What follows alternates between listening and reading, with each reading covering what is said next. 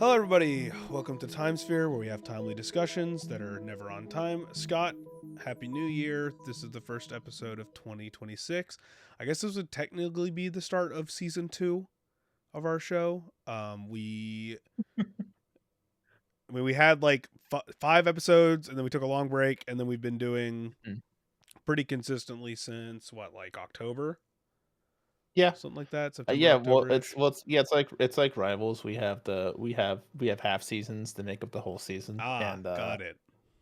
but we haven't been introducing new characters, so we'll be having Deadpool on next week. I'm having We Deadpool don't know what on. role he'll be taking on though. But we got to split it up. We got to do like the character everybody wants and then the character nobody wants. So we have like Mm. Deadpool as the guest for like the second episode of the month, and we have just the normal us, and then like the second guest episode of the month is like Tyler.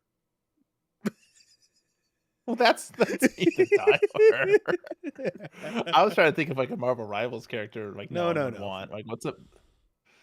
I can't think of Well, I one mean that's Elsa like. Bloodstone's pretty up there in terms of like It's pretty, yeah, not as like well known amongst like the general yeah. audience, but I mean, there's yeah, not a lot of probably characters on the Marvel Rivals roster that I could put up there with Elsa Bloodstone. Is like who no one knows her. pretty niche, Like pretty But a lot niche. of people didn't know Luna Snow before Rivals started because Yeah. she was an original character from Future Fight or Strike Force or whatever the other mobile game um that has become like more ingrained in the comics and stuff now. But it's like that the new Iron Fist, but people know who Iron Fist is like generally as a Yeah. concept. So you're kind of scraping the bottom of the I barrel yeah. when it comes to like who When to I think of compare. like when I think of casual fans and what Marvel characters know, I just assume if they haven't been in an MCU project that a casual audience would know who they are. So Iron Fist, Luna Snow, Penny Parker. Yes. Well, I mean, Penny was Mhm. in Jeff the Jeff Spider Verse. Blanchard. Oh, Jeff's a good one. A lot of people probably didn't know That's a Jeff good before one. Rivals. So, Um, but yeah, I mean, we've been doing this pretty consistently for like going on 4 months now. Uh, Thanks for joining us on the ride. Hope everybody had a happy New Year, happy holidays, everything like that. Uh, I guess we'll start. Scott, did you get any games for the holidays? I know you and Steph do a gift exchange yep. for like Steam and stuff. Uh, So yeah. So we did some Steam exchanges. I got her Sands of Blake Manor, mhm. Silent Hill F, and Dispatch, which she is currently playing upstairs. And she's already asked me if it's possible to romance both characters who Ha, are romanceable. So we are truly one and deep the same. deep in the Uh, depths. we'll see who she ends up with. I'm curious and what choices she makes. And I can compare them to mine. And not that it's competitive because she hates competing against me. Because she says I win too much, which is true. Um, I used my sister got me some Nintendo eShop gift cards. I've used a portion of it on Hades 2, which I think is going to be my next game once I've wrapped up Astrobot, which I'm very close to finishing. Um, Steph and I don't know if I mentioned this last podcast, but Steph and I beat Split Yeah, Fiction. Split Fiction. Yeah. So we finally rolled credits on that. We like with our podcast, we took a big break in the middle of doing that, but we did finally get to the end, so that was awesome. Yeah. Oh, and she got me Lego Batman Legacy of the Dark Knight, but that obviously got to wait a little bit until that. So in the meantime, yeah, I'll be doing Hades 2, like I said. I will be finishing Astrobot. I will be playing more Arc Raiders. And yeah, and maybe I do still want to play Ghost of Yotei, but I feel like I have to have a lot of time dedicated to that. Um, I just have to be comfortable with. I'm why I'm getting more comfortable with just leaving some games unfinished. Avowed's a great example. As much as I really enjoyed Avowed and the world and the combat, I know John Warren said it was one of his best games of the year. Um, I just, it's just so big. I It's forgot that such a game was big this year. game. It was a quiet but really good year for Obsidian games. I know they didn't make like a bunch. They weren't like top sellers or big award winners, but between Grounded 2, Avowed, and Outer Worlds 2. I mean, they put out 3 very, very good games this year. If you love Obsidian, if you I mean, a lot of people are really big into New Vegas now for a lot of reasons. Biggest one being the show going on. If you want to play games, the people who made that game, and still you can see, especially in Outer Worlds 2, you can feel there's a lot of New Vegas influence in those games. Give them a try. They're very fun. Um, if there weren't so many other games on my list, I would I would probably finish Avowed, and I should put Outer Worlds on 2 on the list, as, because I was thinking about replaying New Vegas, and it's like, instead of replaying New Vegas, why not just play a newer version of New Vegas, even though it's not Fallout. What I'm not gonna do is spend a gargantuan amount of effort on this Titanic, Star Wars Genesis 100 gigabytes worth of mods for Starfield. As tempted as I am when I first looked at it, I'm like, this is such a Herculean effort to get all this together, and maybe it'll work, and maybe it won't, and maybe it'll all get DMCA'd by Disney like a day after it I finally get everything up and running. So That means you have to um, get it now before it's gone, Scott. that's true. All right, so we're gonna cut the podcast now, and I'm gonna start on that right Go start now. Thanks for downloading coming, all everyone, 100 and gigs. Yep, have fun. yeah, I gotta start. No, like I said, I've got plenty. I got plenty to play. But I'm excited for. But I gotta start chipping away this list now before um games that I'm really excited for in 2026 start to come out. But I've got some time before that, so gotta get to work. Yeah, I also bought one of those games. Has actually inspired some of my purchases that one of the games that coming out this year has inspired some of my purchases, including this Ah, shirt right here, this sweatshirt right here, and I have a second pod racing themed sweatshirt coming in a week. that's So, wild. as you can tell, I'm really excited for Marathon.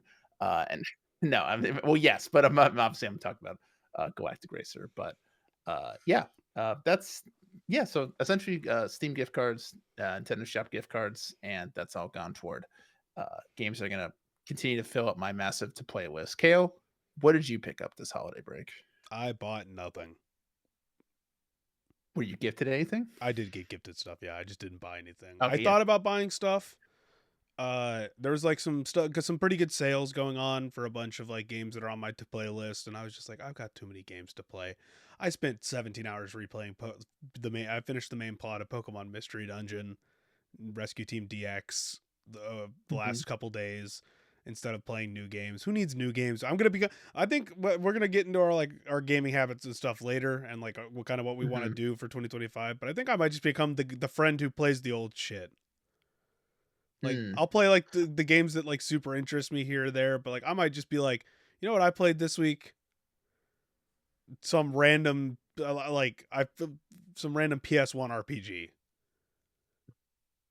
And that'll be what I talk about. And then people be I like, feel "Why the like fuck are you playing that instead of the Lego Batman or Marathon or something?" I don't know. Yeah. I feel like I'm gonna try and be the opposite, and we'll talk about this more, where it's like I'm just gonna accept that there's so many good games that have come out like over the past, I mean decades at this point in the history of video games, that I'm probably just never going to play. And rather than try and I'll have a little back catalog where I have time, I can go back and play games that I want to play, and I have like I said, I've alluded to a short list, but for the most part, I'm gonna try and keep up with new titles as best I can, just because if you don't, I feel like if you're just not supporting current day stuff, then it just doesn't. I'm worried about the future of the. I mean, there's a lot of reasons I'm worried about the future of the games industry, so I might as well just support games as they come out, and yeah, and but there's games to be excited about for 2026, but Yeah, I um, mean, the only two games I bought 2K26, but that was before the break really started. I bought that when it was on sale for like $20. I put way too much time into that. Just like worth it. it, Kale. bro. I I played thought like we I thought you were free from this. I should have pulled up the number. I feel like I'm your AA sponsor, and I'm Let like, you me should have let me come while talk to we're me. hold on. I'm gonna pull up the number of hours I played on 2K just over the like weeks since I've got it because I got that like before like a lot of people went on like December holiday. So Gotta pull that up. I got that, and then my brother gifted me um Metroid Prime Remastered because I Okay. never ended up picking that up on Switch. And so, because I've been thinking about going to play, because I played all the Metroid Primes before. Like we played the shit out of Metroid Prime because that was one of the only like big Nintendo games that we had when we had a game, like when we first got our GameCube. So, okay, actually not as bad as I thought. Not I thought it was 100 hours. It's not. It's 66 hours. Still a lot, but not anywhere Okay. near what I Still a thought. lot. Still a lot. Yeah. So, uh, yeah. So I got Metroid Prime Remastered, and I'll probably end up going to play that at some point because I've heard good things. And then maybe after that, I'll jump into Metroid Prime 4. There was a story that I was going to talk about. There was like an interview that some Retro Studios devs had with a Japanese magazine over the break, and some people were speculating like some of the stuff from that interview kind of pointed to Nintendo being like, "Hey, we want you to come take over," because obviously it was initially started not with Retro. It was going to be a non-Retro studio working on that game when it was first announced, and that went through development hell, and it eventually got moved back to Retro. Even though most of the people that worked on the original Metroid Prime are no longer, like the trilogy aren't there anymore. So there are bits and pieces of that interview that I saw people being like, was this Nintendo basically making Retro pick up the pieces from the scrapped game from that Bandai studio instead of making their own thing? Because that's kind of what it felt like. Because there's like some disjointed parts in that game that I've heard a lot of people talk about. So there's some speculation. There's a lot of speculation going on with like that game, but I didn't feel like. I mean, I haven't played the game. You haven't played the game. I didn't feel like we really needed to talk about that. So, but that's out there if you want to go look it up. Some pretty interesting speculation about like the development process and where the game fits in the uh, Metroid timeline and all that kind of stuff. So, because but Nintendo timelines are all out of whack. I tried looking Yeah. into the Zelda timeline once, and I was just like, this is such a mess. The only theory out of that I like is, I mean, there's some parts of that I like, but then there's also like, I like the idea that Breath of the Wild is just the original Zelda. Like that's just what it is. It's just like a modern take on the original Zelda. Like you leave, instead of the old man being in a cave, you walk out and he teaches you how to fight, and then you just go out in the world because that's kind of what the original is. It's very, Mm. it's like a parallel. There's a whole concept of this where people are like, oh, there's a parallel between the original Zelda and how it's structured and Breath of the Wild and how it's structured, and that's kind of cool. And I was like, that's a cool theory. I don't buy into any of that shit because I don't think Nintendo doesn't think about that shit when they come up with the concepts. Like they're most of the games that are Nintendo internally designed from like their development studios that aren't like Monolith or like very specific studios that have like identity and stuff and like their own IP are kind of designed around the gameplay and like elements like that before they're designed around like the story at like a scale. So interesting concept, but definitely not whatever. But yeah, I only got those two games. I was like, I've got too many games to play already. I don't need to buy anything. I'll just eventually whittle away at I think I got gifted Gravity Circuit, which is like a 2D platformer that I have had on my Steam wish list for a while. So I'll probably end up playing that at some point because that seems like a cool game. But yeah, other than that, I'm just Oh, kind of that'll be. working through. Oh, that's actually a fun idea. What if we look at? Did you add anything new to your wish list? That's like. Not over the break, but Um. my wish list is pretty full because I keep up Mm. with like I keep up pretty actively. I can pull it up on my phone real quick, I think. But yeah, the my wish list is mostly like it's a good chunk of games that I just want to keep tabs on for when they go on sale, just so I have the option of getting them and be like I can, because it's like Star Wars Outlaws goes on sale with all these big sales and we got down to $20 this time and I was like I was tempted but I don't have time to play that. So Yeah, it's. I think. I mean, I definitely think it's worth it for $20. But yeah, yeah, exactly. it's more it's an not the issue of price that I was like, you oh have to yeah, have it fit in. that's Oh, is that? Ooh, let's okay. go by date Yeah, I added. just realized a couple of the games on my in my wish list are like 90% off, 80% off. So I'm definitely gonna come in and snag those, Yeah, especially a like couple some of that the new I ones, was I added a game called Encrypted, which is a horror game inspired by the original Pokemon that's got like FMV but shot on a Game Boy camera. that's done by a solo dev that I found on Blue Sky, and I was like, that seems sick. I'm gonna wishlist that. Romeo's a Dead Man, which is the new Suda 51 joint Grasshopper manufacturer that's coming out in February. Sectori, which is like the a bullet hell shoot 'em up kind of space game that a bunch of people got really into, like late November, early December, that I have put on here. News Tower, which is a game about running a newspaper in like the 80s, I believe, or like 1920s, 80s, somewhere between like basically like the height of like American newspaper production when that was like started getting into the height of popularity. I've heard really good things about that. Okay. And then we've got like a bunch of the stuff that's like, recommended by friends like Despelote, Seance of Blake Manor, Dino Yep. Cop, Skate Story, just a couple of games like that. And then you get into the weirder stuff that it's just like, oh, I need to eventually pick this up and play it, like the Star Wars Outlaws, Final Fantasy Tactics remake, Digimon Stories Time Stranger. Yeah, most of it's just like the one I did think about getting most frequently over the break was Star Overdrive, which is a game where you're riding on like it's like surfboard guitar action game set in Ooh, space. I was like, that yeah, looks that sounds sick, fun. but I'll probably hold off on that for a little bit longer just because I've got so much other stuff to play. But yeah, there's a lot of stuff that I'm looking Yeah, forward to, but yeah, that's what mine looks like too. I essentially after the Game Awards, I went through and added a bunch of things, including I just had it up in 1 second. High Guard, just because like we said when it first was announced, like I'll try it, I'll give it a try. Galactic Racer, which obviously I've talked to death about already. Control Resident, Bradley the Badger, Ontos. I recently just added Kyborg, which was from I saw it on Samoa Joe's top 10, the wrestler Samoa oh, Joe's for top 10 game, game yeah, games I saw you got one on for the Giant yeah, Bomb Giant Bomb, yeah. guest list.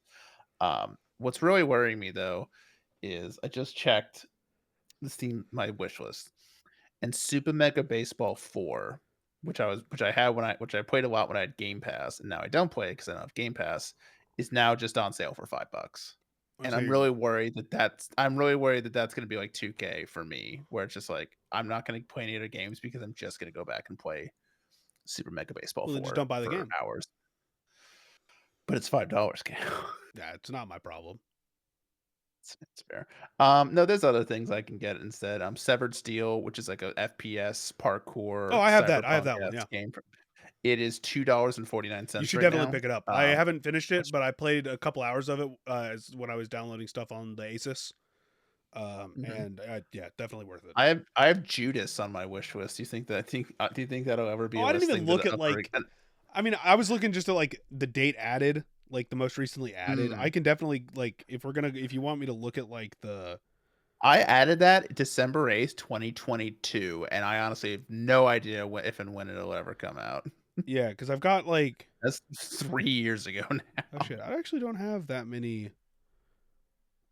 games that aren't being released that are still listed on here. Because I've got Um, like some indie games that have been like announced for a while on here that I yeah. added, but yeah, most of the stuff I have is like it's coming out soonish or it's already out because I my wish list Yeah, is used for most of the stuff I'm interested in. there's too many like indie games that I was initially really excited about, but then it's like, but they came out and it's just like, am I really gonna play this? Mhm. But now that they're on sale, I should get like Parcel Core, What Yeah, the Car, Hellscape, but also like there's also Skate Story to play, Ballionaire, Skin Deep, yeah, just Unbeatable's a one lot of that I was like looking forward to and came out, and I want to play it because I've got a bunch of friends that really liked it not and really an talked about indie, it. but The Alters was also one. I played the demo for that, and I thought that was really cool. I also have Esports Manager 2026 on here, which I was don't think I very have that, but funny I when do have some similar games on here. Yeah. I played the demo for it, and it was actually a lot of fun. I ended up so you there's a lot of real players in there who give their likeness and names, and so you Mhm. can sign like real players, and then there's ones who like there's a few teams and players who didn't sign that over, so you have like fake versions of their name and logo. But what I did was I made a new organization, signed it, and it says esports manager, but it's just Counter Strike. It's a Counter Strike team organization manager.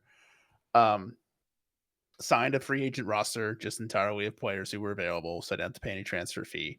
Um, Including like some Vietnamese prodigy that no one had heard of, who was like willing to play for like $5,000 a month, which is like very like absurdly low amount.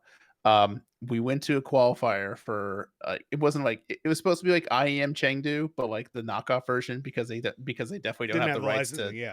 the tournament names. Um, we won against Legacy, like an actual really good Brazilian Counter Strike team, to qualify for the event.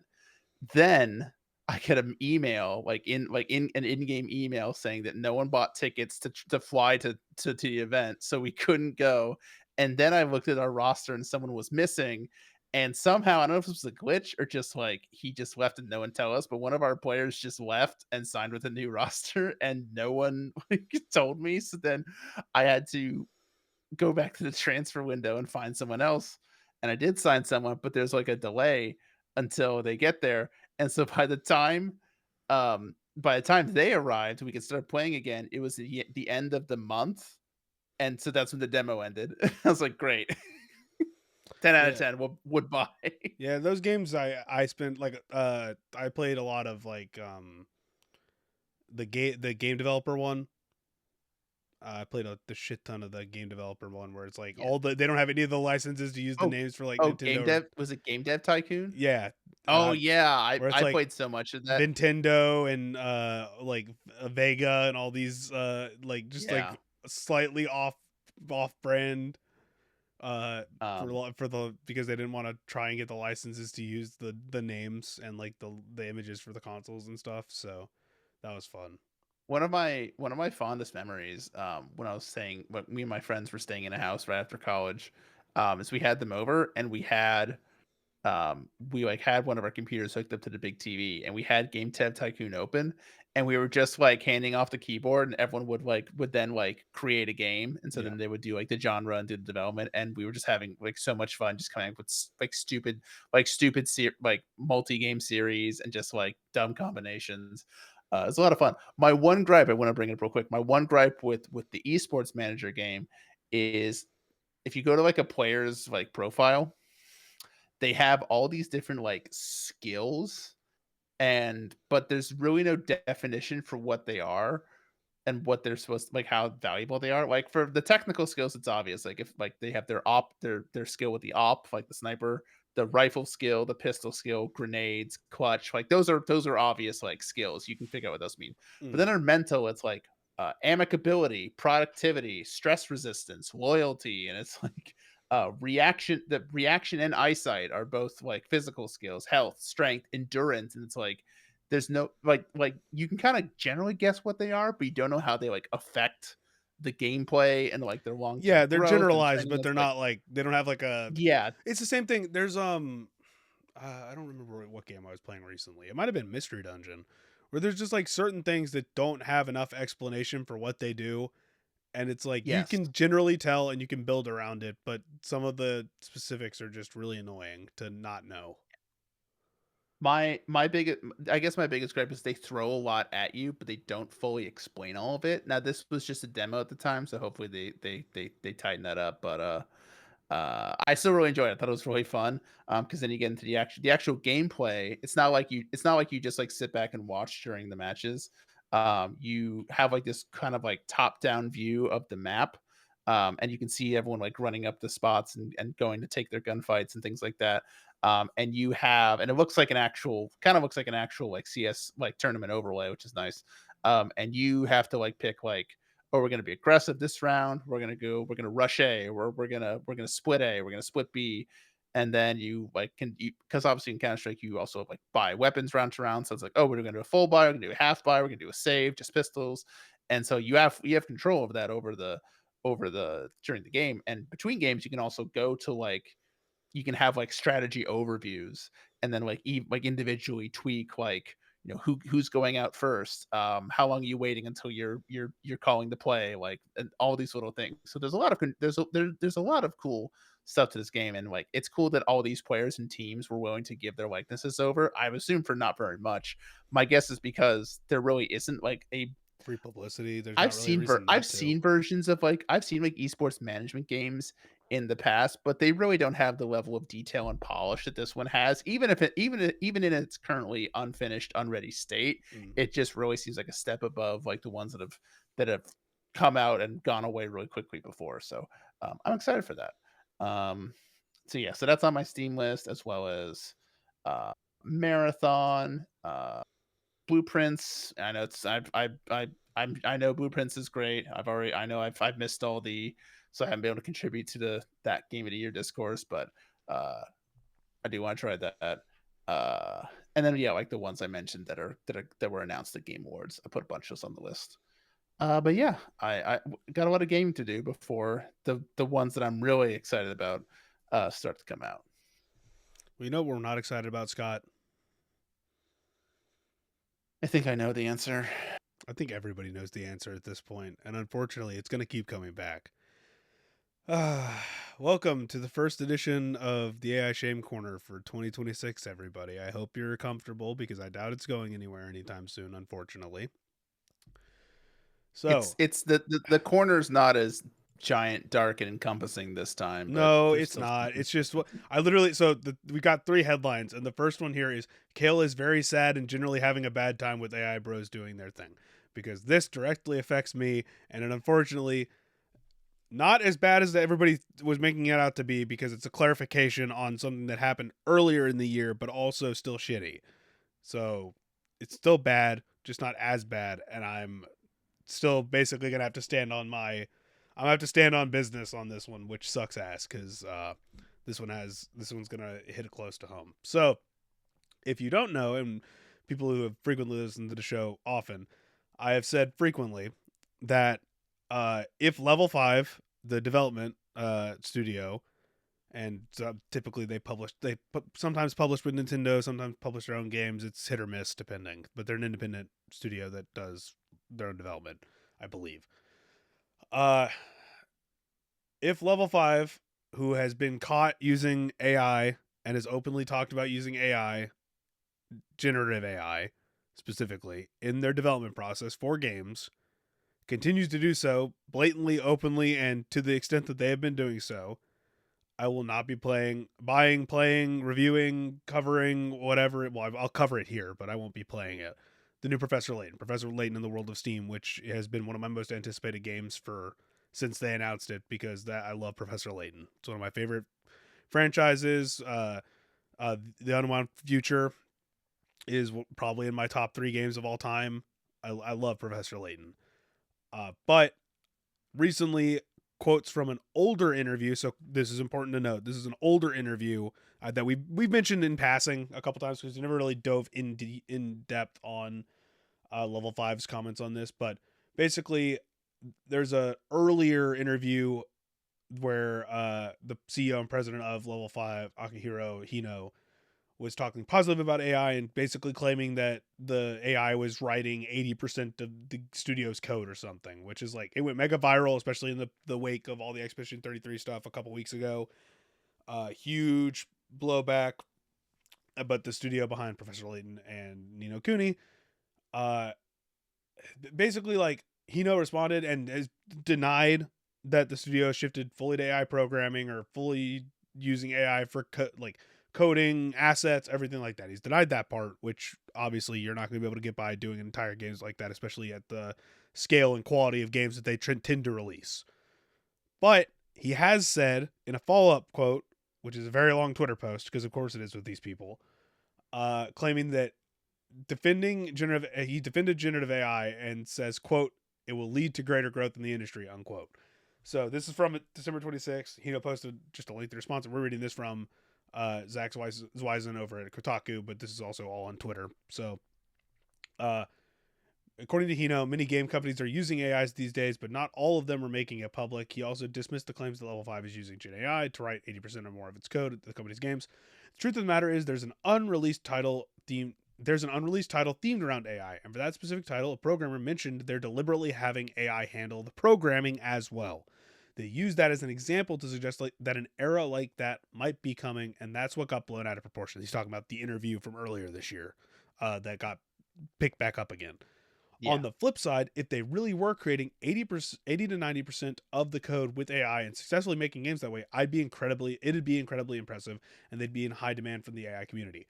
We haven't reached that level yet. That said, it's also true that AI is enabling time savings that can't be dismissed, and I believe that has potential to upend common sense in game development. It might shift us from a world where developing AAA games everyone wants to play to take 5 to 10 years to one where we get to enjoy them every 2 years, which again, we've established that if a game is mostly made by AI and it's the timeline for development is shrunk that drastically from 5 to 2 years, Yeah. that game's not going to be good. It's not going to Yeah. have mess. It's going to be It messy, almost shitty. seems if it almost seems like almost guaranteed that if you're like you said, you're drastically reducing the amount um of course the pets start barking. Both my pets are just furious AI defenders. I can Every hear him. time we bring I it can hear up, him this time. Peter comes and starts messing with things. Kira starts barking. But no, I think we actually even said this explicitly last time, where it's like if you are last episode where if you are taking away this much of development and giving it to AI, like 80 to 90% of the code, as he says, I just don't think that's a recipe for success. I Yeah, think well, you know, he's not saying the 80 90 yeah. percent of the code is like an actual thing that could happen. He's saying if it did happen, it'd be very impressive and that'd be very high in demand. But like he thinks that He says he says high in demand from the AI community, and that just kind of reminds. And for me, when I picture that, I think of like every like really weird, bad looking generative AI video that comes to Twitter that all the AI bros are like, "Oh, this is great. This is gonna change well, filmmaking." it's the That's what same I thing think as when I the see high Mario and Unreal base for Engine me. that keeps going viral every time the dude posts something new or whatever. It appeals to a specific audience. I do agree, and I had this conversation last night with some of my friends at a New Year's party.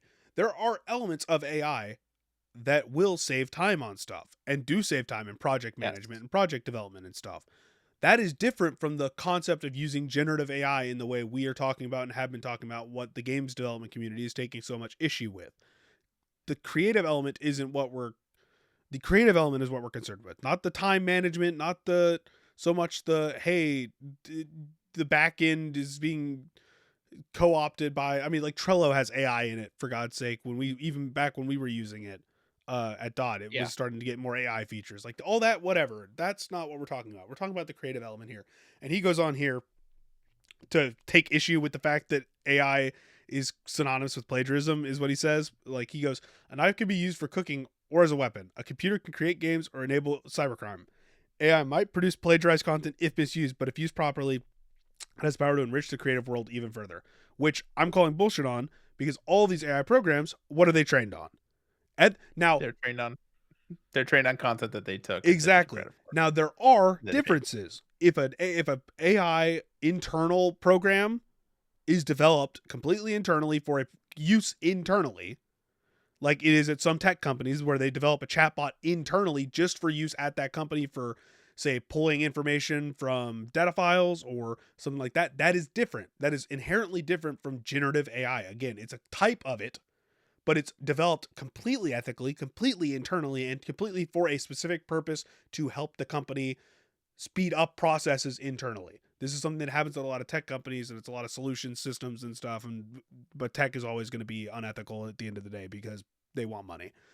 The point here being, he goes, I want to see games evolve more in my lifetime. I want to experience and create dreamlike games and that surpass the standards of today's AAA titles. If we let the impression take hold that using AI is evil, it could seriously hinder the advancement of modern digital technology. I hope creators and audiences alike can recognize AI as a tool that people can use to make their works. Here's to hoping the various technological innovations lead to even greater growth of the games industry. So his overall take here is AI can be good, which yes, it can. The way he's phrasing this and the points he's taking stances on, no, because he's talking about generative AI. And in the case of, oh, it's not plagiarism, it can be used ethically. Generative AI, as currently used, especially all the modules that are popular and all the ones that make the waves online and all the ones that a lot of people are using or licensing, that shit is all trained unethically in one way or Yeah. another. It also just inherently, even if we're not talking about that specific ethical aspect of it, when it comes to like, oh, generative versus machine learning or things like that, just the enhanced embracing of AI across not just gaming, but all these different industries has caused computer parts to skyrocket, the prices to Yep. skyrocket. It's bad for the environment. It's bad for people's water quality. It's bad for poor neighborhoods. It's all these like towns or like and these politicians will embrace these data centers, and those just end up not really being good for the communities that much at all. And so there's all like there's this inherent like I don't want to say evilness because that seems a little but like it doesn't really seem to be helping people's lives like people like these AI companies want you to believe. And also just on a personal note, I'm sick of every AI advertisement on like TV or on sports, which just seems to like act as if the people they're marketing to are stupid. It's like, They are hey, so. We remember had like this this, discussion last night remember too. like It's insane. we it's like remember it's like hey like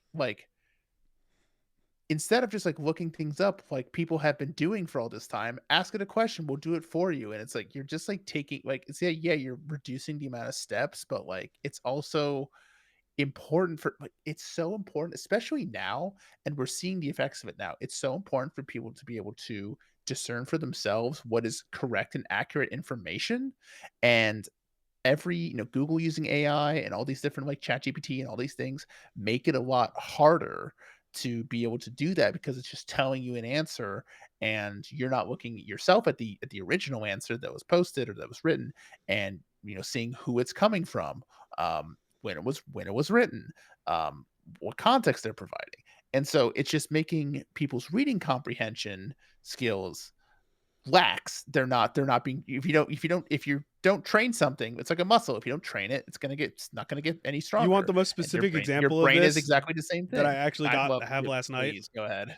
So last night, we were playing Commander, and then after we finished playing Commander, my buddy Preston, who we were over at his place, he doesn't play Magic, but he plays Yu-Gi-Oh. We played Yu-Gi-Oh a lot when we were younger, and he's just like, "Hey, I've got some Yu-Gi-Oh decks. You guys want to play Yu-Gi-Oh?" And me and my buddy Jacob, who you've talked to Jacob before, both of us have played Mhm. Yu-Gi-Oh, so we decided, yeah, we'll play Yu-Gi-Oh. So we're playing. Uh, Preston's using a Blackwing deck, which is like built with a bunch of cards that are like uh, older and newer, and then both of us are using just structure decks from like the early days of like V-Rains and Link monsters being summoned. This is going to mean nothing to you. What is hilarious is so at one point Jacob's out of the game because we were doing a modified three-way way to play. Jacob's out of the game. It's me versus Preston. Preston has 3 dark monsters in the grave. Summons Dark Arm Dragon, a very powerful card, even in today's game by some standards, but especially back when it released, it was one of the most powerful cards, one of the most expensive cards. It was a format defining card for a decade ish in Yu Gi Oh! And immediately, I am like, no, fuck that. I've got Torrential Tribute, which destroys all monsters on the field when a monster is summoned. So, destroys them all, easy field nuke, get rid of the big bad, and I can probably win the next turn. He tries to use the effect of Dark Arm Dragon, which is if you banish a dark monster in the graveyard, you can target a card and destroy it or banish it or whatever. I don't remember the specific text. But back pre 2012, there's a thing in Yu-Gi-Oh called priority. So if he back in that era played the card, he'd have priority to activate that effect before I could do anything and destroy a Okay. card, do whatever before that card got destroyed. Before my torrential tribute activated. We're playing with decks that were released in like 2016, 2017. He's got cards that were released in 2016, 2017. We're not playing Edison format, which is from 2011, or Goat format, which is 2004, which are formats that people play still. So he tries to activate this.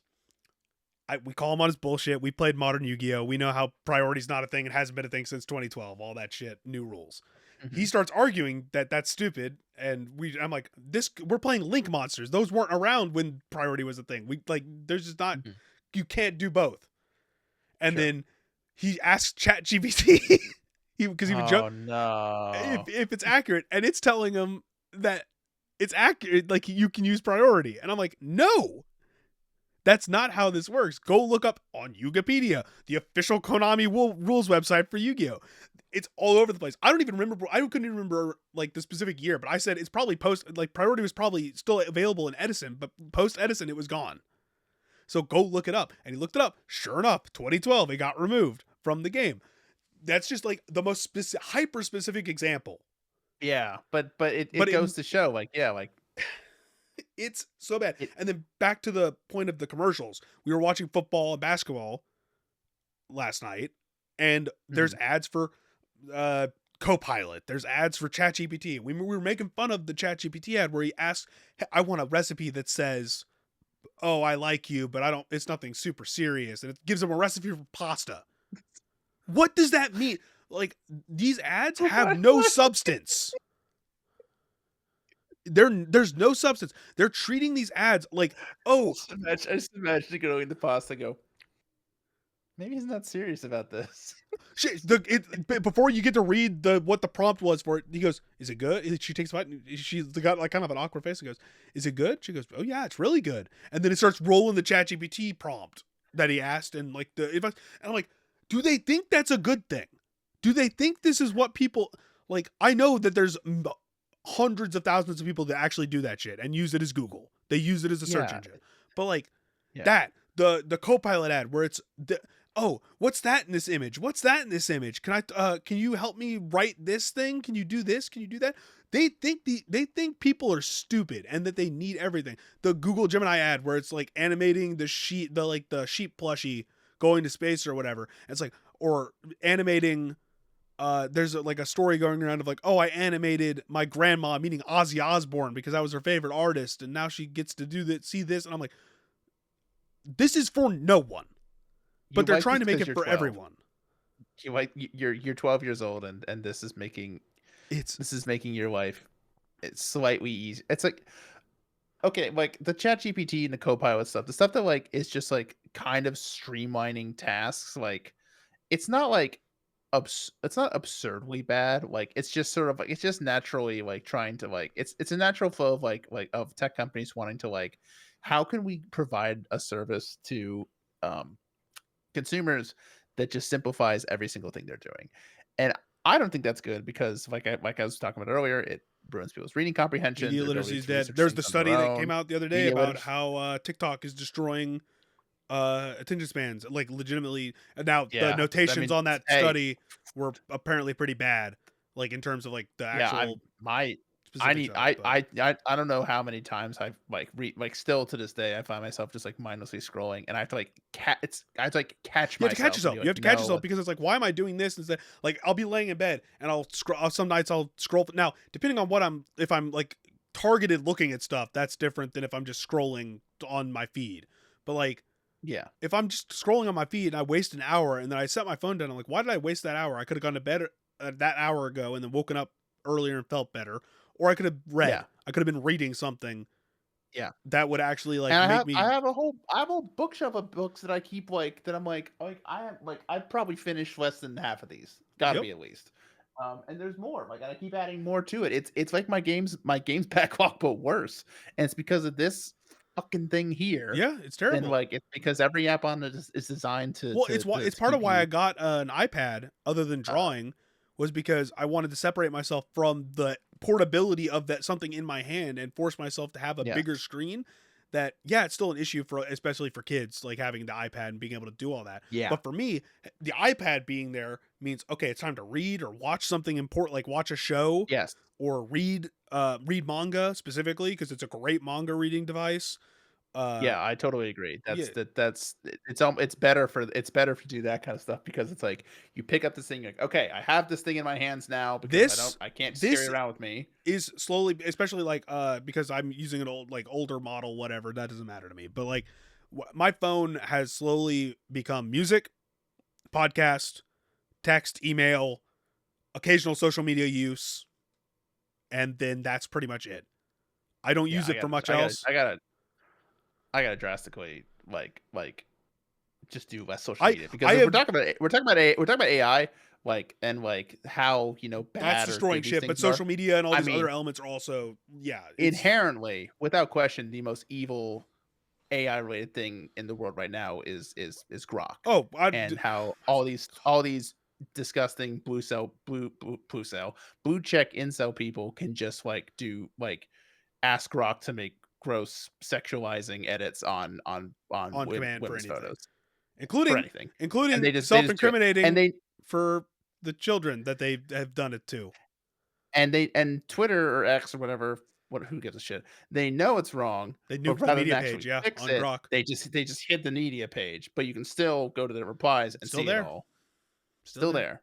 And I feel like one day, hopefully soon, there is going to be a big fucking lawsuit against this Hopefully, because they company just bought because holy shit. more another data center or something. I saw them buy something else to add more Great. capability for Grok, and it's like awesome Super. for more destroying our environment for Elon's anime girlfriend that lives on the app. Sure, I saw an image being like, "Hey Elon, Legalized do comedy, you want and to use your money?" the comedy is It was the that. It comedy was is like like this. uh it was like, "Hey, Elon, do you want to use your money for something important?" It's like him like leaning down, smashing his phone, being like, "They won't call me the meme maestro on X." I'm like, I hate this Dude, guy. there's nothing scarier than someone extremely rich and extremely unlikable who wants to be liked. Well, okay, before we jump back around the to like the phone stuff, the phone element of this. Did you see there was a trend going around of some dude being like, "Hey, if you could fix a lot of problems for other people for 10% of your income, you sign Yeah. off and 10% of whatever you have in your bank account disappears, but it fixes a bunch of problems. Would you do it? Regardless of how much you lose?" For me, yes. Yeah, exactly. I am unemployed. I don't have a lot of money. Like I am very like financials are very tight. I would do it in a heartbeat. I've got Mm. barely anything. But you can, if you ask that to anybody with a substantial amount of money, most people, because if you frame it certain ways, whatever, some people would say yes if you actually asked them. But if you took that Yeah. to any of the billionaires that were on that stupid island on New Year's, any billionaires or multimillionaires or whatever that are like doing like all this shit. Most of them would just not. They have the ability to just be like, hey, I'm gonna go find someone that is in charge that can handle finding people to give financials to that are like reliable and will fix problems for people and will like uh help me cancel like medical debt, help me invest in like food banks, and help me invest in infrastructure, and help me invest in transportation, all this stuff that would really help a lot of people in a lot of communities at a fraction of my net worth and wealth, and that will never affect me, my children, my children's children for like forever. Because they're making so much money that 10%, losing 10%.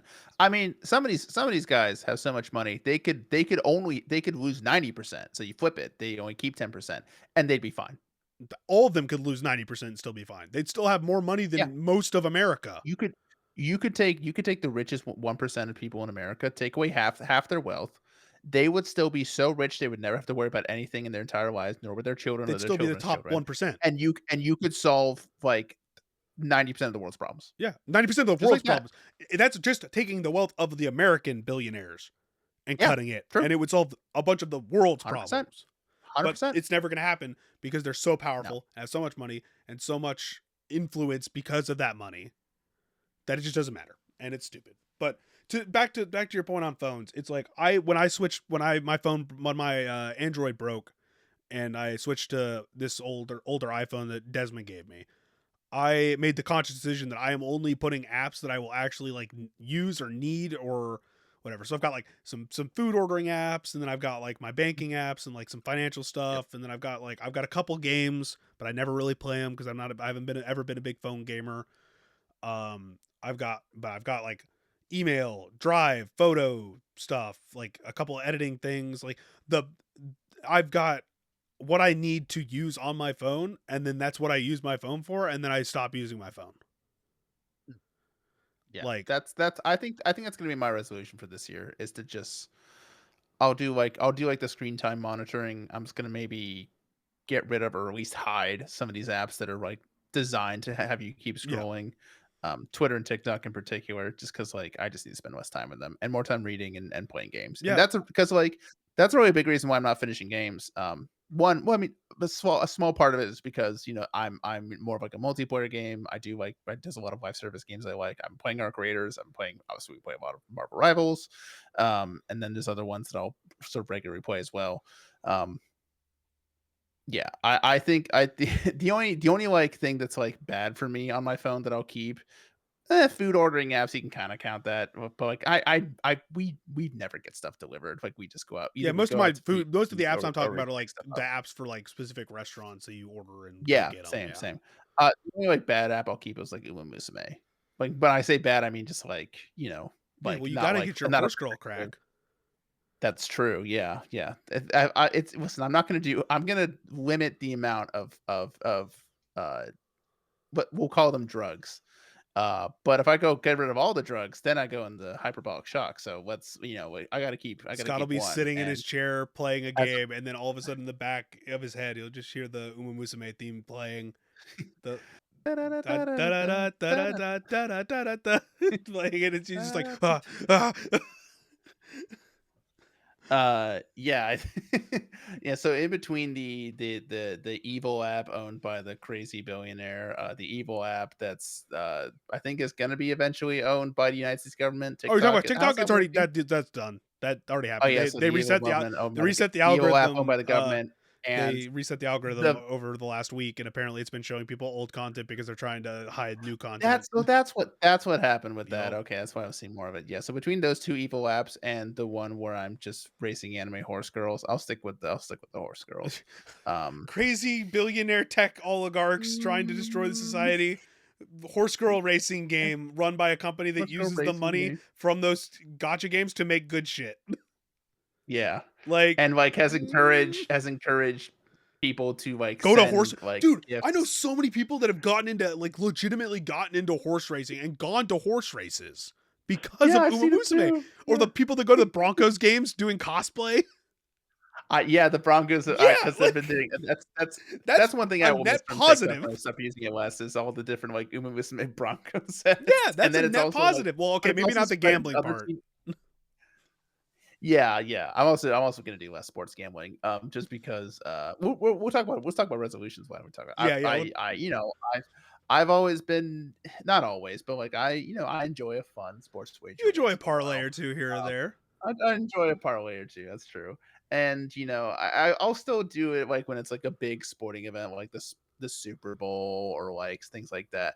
But like over the past like year, I've been noticing that like when I do place a wager, I it negatively It affects taints my it. Yeah. sports viewing. Yeah, because I'm not really enjoying watching the game anymore. I'm just like, why is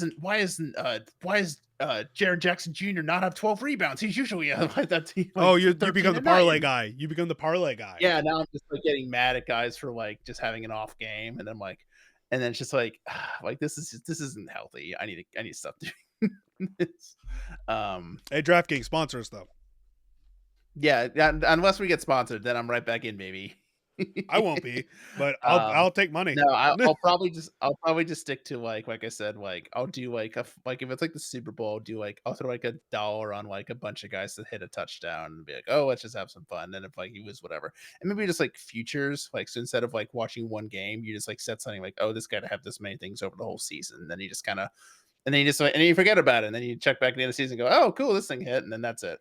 And that'll probably be What do you and mean? that'll You're be not a that'll be Kalshi guy? You don't want to bet on everything? Oh god, that company just seems fucking evil, It dude. is. Like I Have you not seen the interview with the person being like, "Hey, we want to monetize literally every difference of opinion"? yeah, I don't Yeah, I they're didn't see bad that. people. I'm upset that you told me, and I you know what? There's a lot of respectable some gamblers are respectable, and they're tainting their name with this crap. But yeah, It's okay. no, I'm not. It's I okay, don't use Scott. Kalshi or Polymarket or whatever these other Polymarket's fucking. the one I was talking about before we recorded. That's the name of the one that I was talking about Okay, when we were yeah, pre-recording.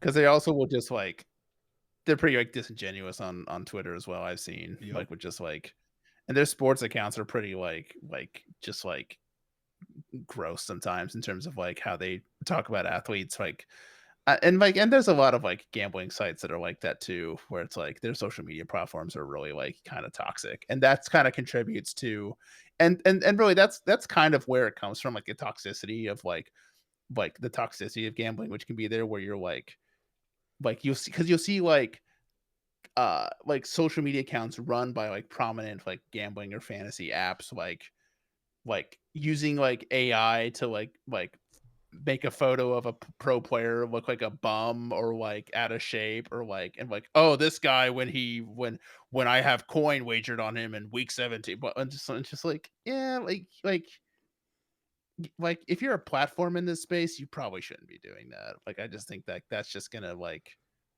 you're encouraging users and people who to just be shitty. Um Those people are shitty people in yeah, general, though. So yeah. So like, it does kind of make me curious to see how, because Riot said in the past like that they were going to allow League and Valorant teams to pursue like certain yeah, betting like sponsorships. betting sponsorships. And I think here's the thing. Well, it's money on the table that of course they're not going to ignore because esports is just they're not gonna say no to that. I just want to make sure they're doing everything safely. Actually, this is one of the when I was still doing the Spike Drop Valorant newsletter, which I'm not going to say I'm going to resume in 2026 because I've said I'm going to resume it several times and then haven't. So I'm if I do, Yeah. then that'd be cool. Then I'd like to do that, but we'll see if I have the time for that. When we like I I mean, get it's the back same into thing. like It's a similar conversation to like what happens with like. I mean, we're not I going to just talk wanted to about it be like today, but like, yeah, go ahead. I just want to make sure they're being the thing that they should be There's like a prioritizing rules. the most is yeah, they have rules and things they want to do and like things that are important. I think the major thing they should do is prioritize like player safety because here's the thing. When you're like a professional athlete, like in a sport, like an NBA or an NFL athlete, and you're making millions of dollars and you've been in this competitive space for pretty much your entire life, you from when you were in high school up until like you're a professional athlete, like in the 5 plus years in the league, you've had fans chirping at you and people online and I'm not like justifying that from the fans Yeah. perspective. It's still shitty. um uh but like those professional athletes, when they are around that more and they're making more money and they have more opportunities, like it's easier for them to like be able to brush it off and not have it affect them. When you are a young kid in esports and you so much of your time is spent online and you don't have as much like life experience as these other guys because they get to travel and they get to go to all these places Yeah. and have all these opportunities and you don't because you're just like grinding Valorant or League or Counter Strike, whatever. I think that kind of stuff, that like negative toxicity from fans who are pissed that their parlay didn't hit or their bet didn't win, and they take it out on you in the DMs. I think that stuff can be It's much damaging. more damaging to them. So player safety. If this is Player seeing this is safety, direction code right. of conduct, like mental health Yep. services for teams that are involved in your Yeah. league, that kind of shit. Yeah, definitely needed. And set the standard with punishments. Just be like, hey, like if there's conflicts of interest that, or if you essentially if you throw or fix or whatever, you're gonna get the book thrown at you. Like because essentially that's what Counter Strike did with the I buy power stuff. They essentially, because that was like a big contention point for years. It's like, well, they were banned indefinitely, and then people are like, well, what does indefinite mean? Like, are they about to appeal? And eventually, it wasn't until like last year, I think, actually, or maybe the year prior, that those players, oh yeah, last year actually, 2025, that those players finally had their bans go away after 10 years. But there was at one point they weren't going to expire at all, and they were just going to be banned forever. I think if you're Riot, if you're going to allow betting in, then I think honestly, I would be like, hey, if you match fix, you're getting a lifetime ban. Yeah. That's set the bar as Have them high as have you that meeting can. early with teams, set the bar, set the standard. Yeah, just be like, "We're setting the bar real high because, we understand we're because I think they understand that they're taking a risk just in terms of, like, they're allowing, you know, a brand in that I think that they themselves would say they really didn't do business with up until, that didn't wanna be considered as doing business with up until recently, so, I just Well, there's a want lot to of things yeah, that changed players recently. yeah, yeah, and but again, like it's hard to ignore the amount of money that these kind of sponsorships can bring to teams, Yeah. and I think their big responsibility is to teams and their well being, and so you can't be like, oh no, you have to no teams, you can't take the betting sponsor even though it's like more lucrative than any other sponsor in the scene right now, It's gonna be the and most so lucrative, yeah. it's kind of their responsibility to lower that barrier so that they can access those additional revenue opportunities. But They do have to be safe, they do have to be responsible, they have to put, I think, and player safety first, and like we said, set the bar, egregiously high, um, or not egregiously, I mean, set the bar there just need to have a exceedingly dedicated high. commission of people that are like on top of that, like Yes. monitoring Yeah. communications, monitoring like activations between teams and their sponsors to make Mhm, sure that that's mhm. not going against things that they're Yeah, trying to do, because that's a whole thing that could happen is like, hey, because they maybe also have their own mm, built-in, like, little pick'ems thing that they yeah, but that introduced Dota just has that too, but it's recently. all in-game shit. It's like, oh, you get like Yeah, but in-game. this is, like, built into Twitch chat, Oh, okay, for, I like, don't. official VCT stuff, so you can, like, and I would imagine eventually they may, like, build it into the client. I don't know what their end game goal is for, but Yeah, essentially, Dota has it that in like did every TI they do a feel like pick'ems for shit. Yeah, like it did kinda feel like I almost feel like it's like a crash course, maybe like softening the introduction, like before, like you start seeing gambling ads, not gambling ads, but if you start seeing the sponsors themselves on like team jerseys next year, that like that fans kind of know what this is. Because it's, and we'll see what Riot said. We're not going to have sponsored segments. We're not going to have like sponsor. We're not going. The sponsors aren't going to be on the broadcast or anything like that. I think eventually that could change. We'll see. I mean, Um, we got to take everything with a grain of salt because we're living in a world where the Esports World Cup is like a major sponsor for Riot shit. Like all this, like, and I know, like, I will say, and full disclosure, as for my full time job, I work for the Story Mob and our main client is Esports World Cup. They, from what they aren't really big into like gambling stuff. yeah, I'm So not like, saying they're 'cause equated to 'cause gambling. I'm I saying I that did see some I did see some of that when like this was when like the Riot did announce their like EWs. They when Riot was announced, they're like, oh, we're gonna like allow gambling sponsors, and someone was like, oh, it's because of EWC. It's like I can tell you no, it's exclusively not because of no, these are two EWC. very different things. But what I'm saying is, there's a like the EWC isn't technically in Riot's like whatchamacallit, their like circuit or their whatever or of main events that they have for their league. But they treat it like one It's because of the yes, like the sponsorship opportunity. We're not going to see initially ads for gambling sponsorships. We're going to see crackdowns on anything bad actors and stuff in the gambling sponsorship. But the way that I mean, Dota's been doing this forever. Like in CS2, same way, where it's like, okay, betting sponsors have been like on the thing, but like Bet Boom for certain events can't be called Bet Boom Team; they have to be called BB Team, like that kind of stuff. yeah, There's gonna be varying levels to this shit, and we're gonna have to see how it yeah, evolves over the course of like the first 2 years of yeah. the Because integration. Valve's an interesting Counter Strike's an interesting one. I don't know if this is the same for Dota, but I brought this up earlier that they are actually cracking down on. I think it's specifically though it's skin gambling sites where Yeah, Valve is like um hit or miss on like but what these they cut but the these crack sites are down also on. weird where like so like actual skin gambling is pretty much gone. Like where you could take actual items and bet those the actual items Yeah, in your inventory. Those are pretty much gone because those were so tied to, like I said, the iBuyPower throwing yep. scandal and other like fishy sites. And so now most of these gambling sites on Counter Strike, they are like you use real money or currency to buy like virtual skins that are tied to the like the website, but those pretty much like count It's the for whole argument with like V it's Bucks their and own like why people it's their don't own like there version of being those. virtual currency. Mhm. And then you can use that virtual currency to potentially buy actual skins from the website, Yes. like essentially use your winnings to then buy real skins. And then it's transferred to Um, your account via a transfer. yeah, Yeah.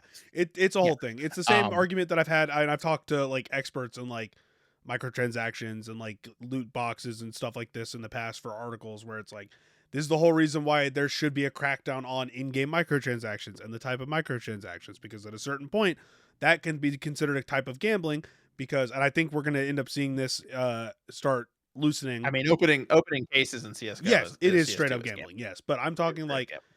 I believe there's a rule going into place in the EU where you will have to have full monetary value for something shown, like actual Some monetary countries value. have this already, like Belgium, for Yeah, instance, like, had it and actually, I'm not even sure you can even open cases in you can't. Belgium. I No, think I've because seen, like, guess clips from, what? like, I did Scream an back in the expose day in where he wouldn't do it and he couldn't. 2024, end of 2024, September ish, when I was like, hey, I wrote an article on Pokemon Unite adding a new gambling mechanic, a new set of gotcha mechanics that is specifically getting it banned in those two countries. It's now no longer playable in those countries as of like late 2025 because of those new mechanics, because they couldn't disclose a monetary amount, or they couldn't disclose like you can't disclose the information that like Belgium and the Netherlands would want from that. So it's already happening in some places, but also they're gonna have to start listing like their estimated end of service for a game, like for certain titles. So like games that only are like if they're planning to last for 3 years, or if they're planning to last for a couple of years, or if they're like a sports game, end of like console life cycle or whatever.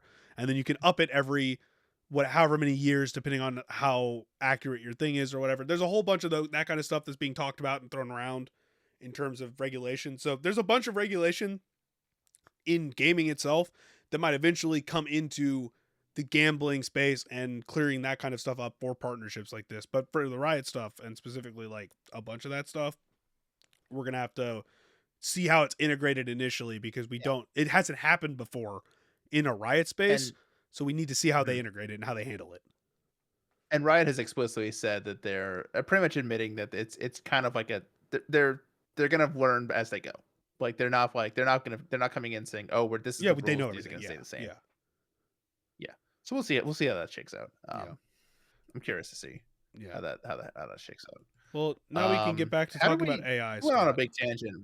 How do we get here? Don't worry about it, Scott. We're gonna move on to the next story, which is actually not a fully negative. The next two aren't fully negative. The next two are kind of like pushbacks a little bit on AI.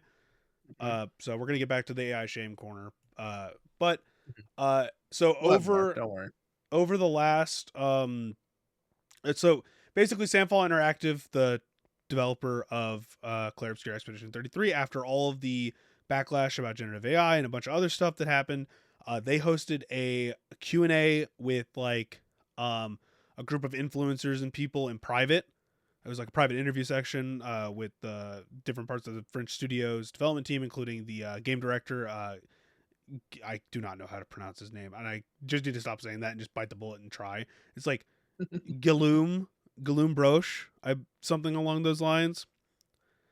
But so they had a bunch of different. There's a full transcription available that we're gonna link in the description. Guillaume would be my guess because it's French. Yeah, Guillaume something like that. But so one of the Twitch streamers involved in the interview process, Crizio, I believe, or I can't. My eyes are fucked right now. Asked basically preface the question asking, to what extent was generative AI used in Clair Obscur? How was it beneficial, and how do you plan to use it in the future? And Broche responded, everything in the game is human made. When AI first came out in 2025, we'd already started on the game. It was just a new tool. We tried it. We didn't like it. It felt wrong.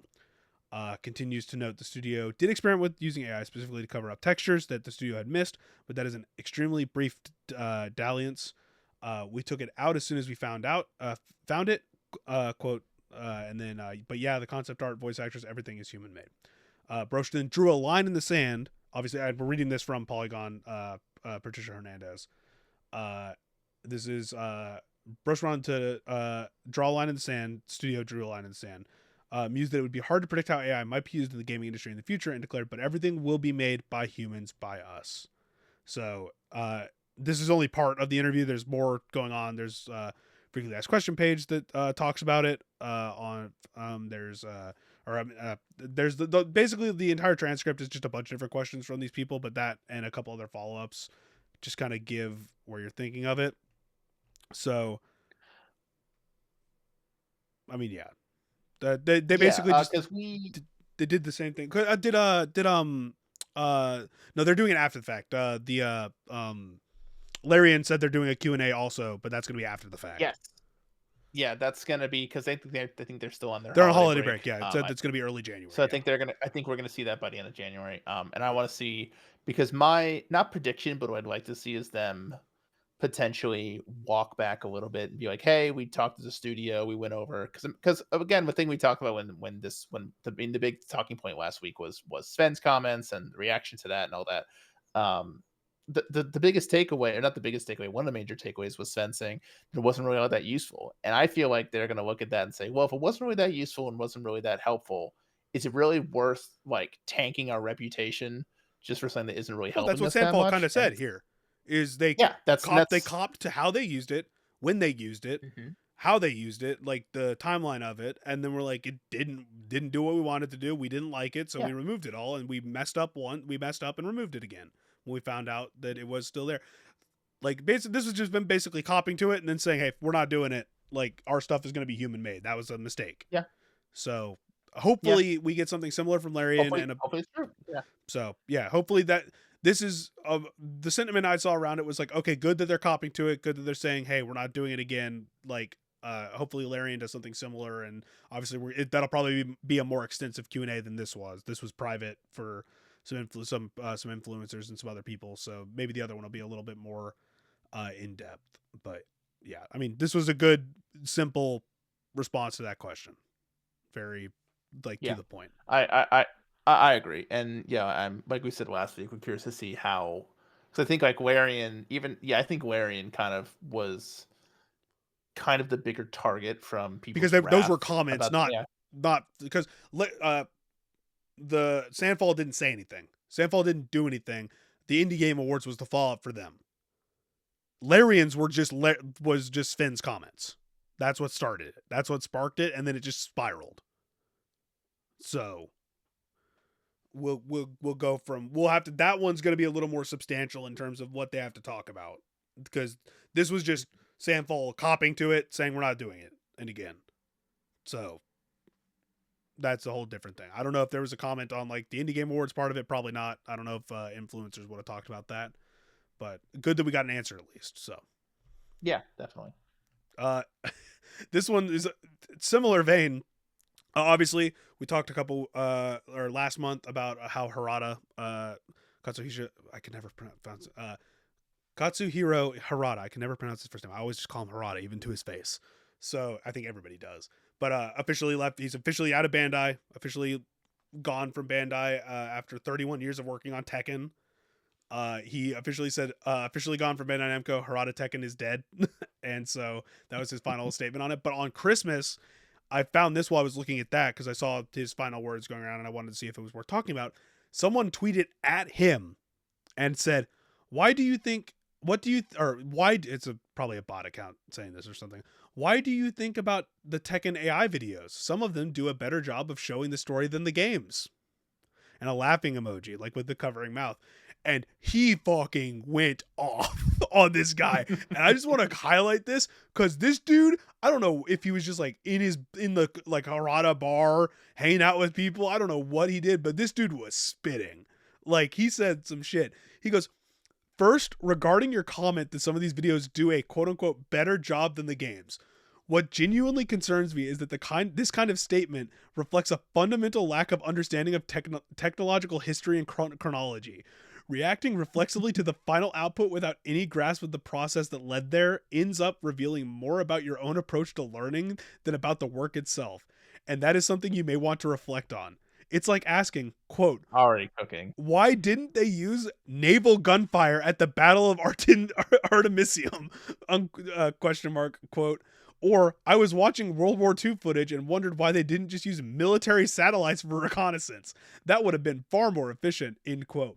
Or to put it more plainly, it's exactly like sitting in a revival screening of a pre-1980s film and hearing the couple in the next seat whisper, isn't this kind of lame? They could have done it way better with drones and CGI. That painfully clueless conversation, the kind that makes you quietly sigh and wish they would stop talking, is almost a perfect match in my experience here. He goes on. That's only half of the post. He just goes Yeah. off on this dude, and all the responses are just like the dude riding with a fire, like the pin on fire and shit. Like I don't know what this dude did to piss him off, but he was on one this day.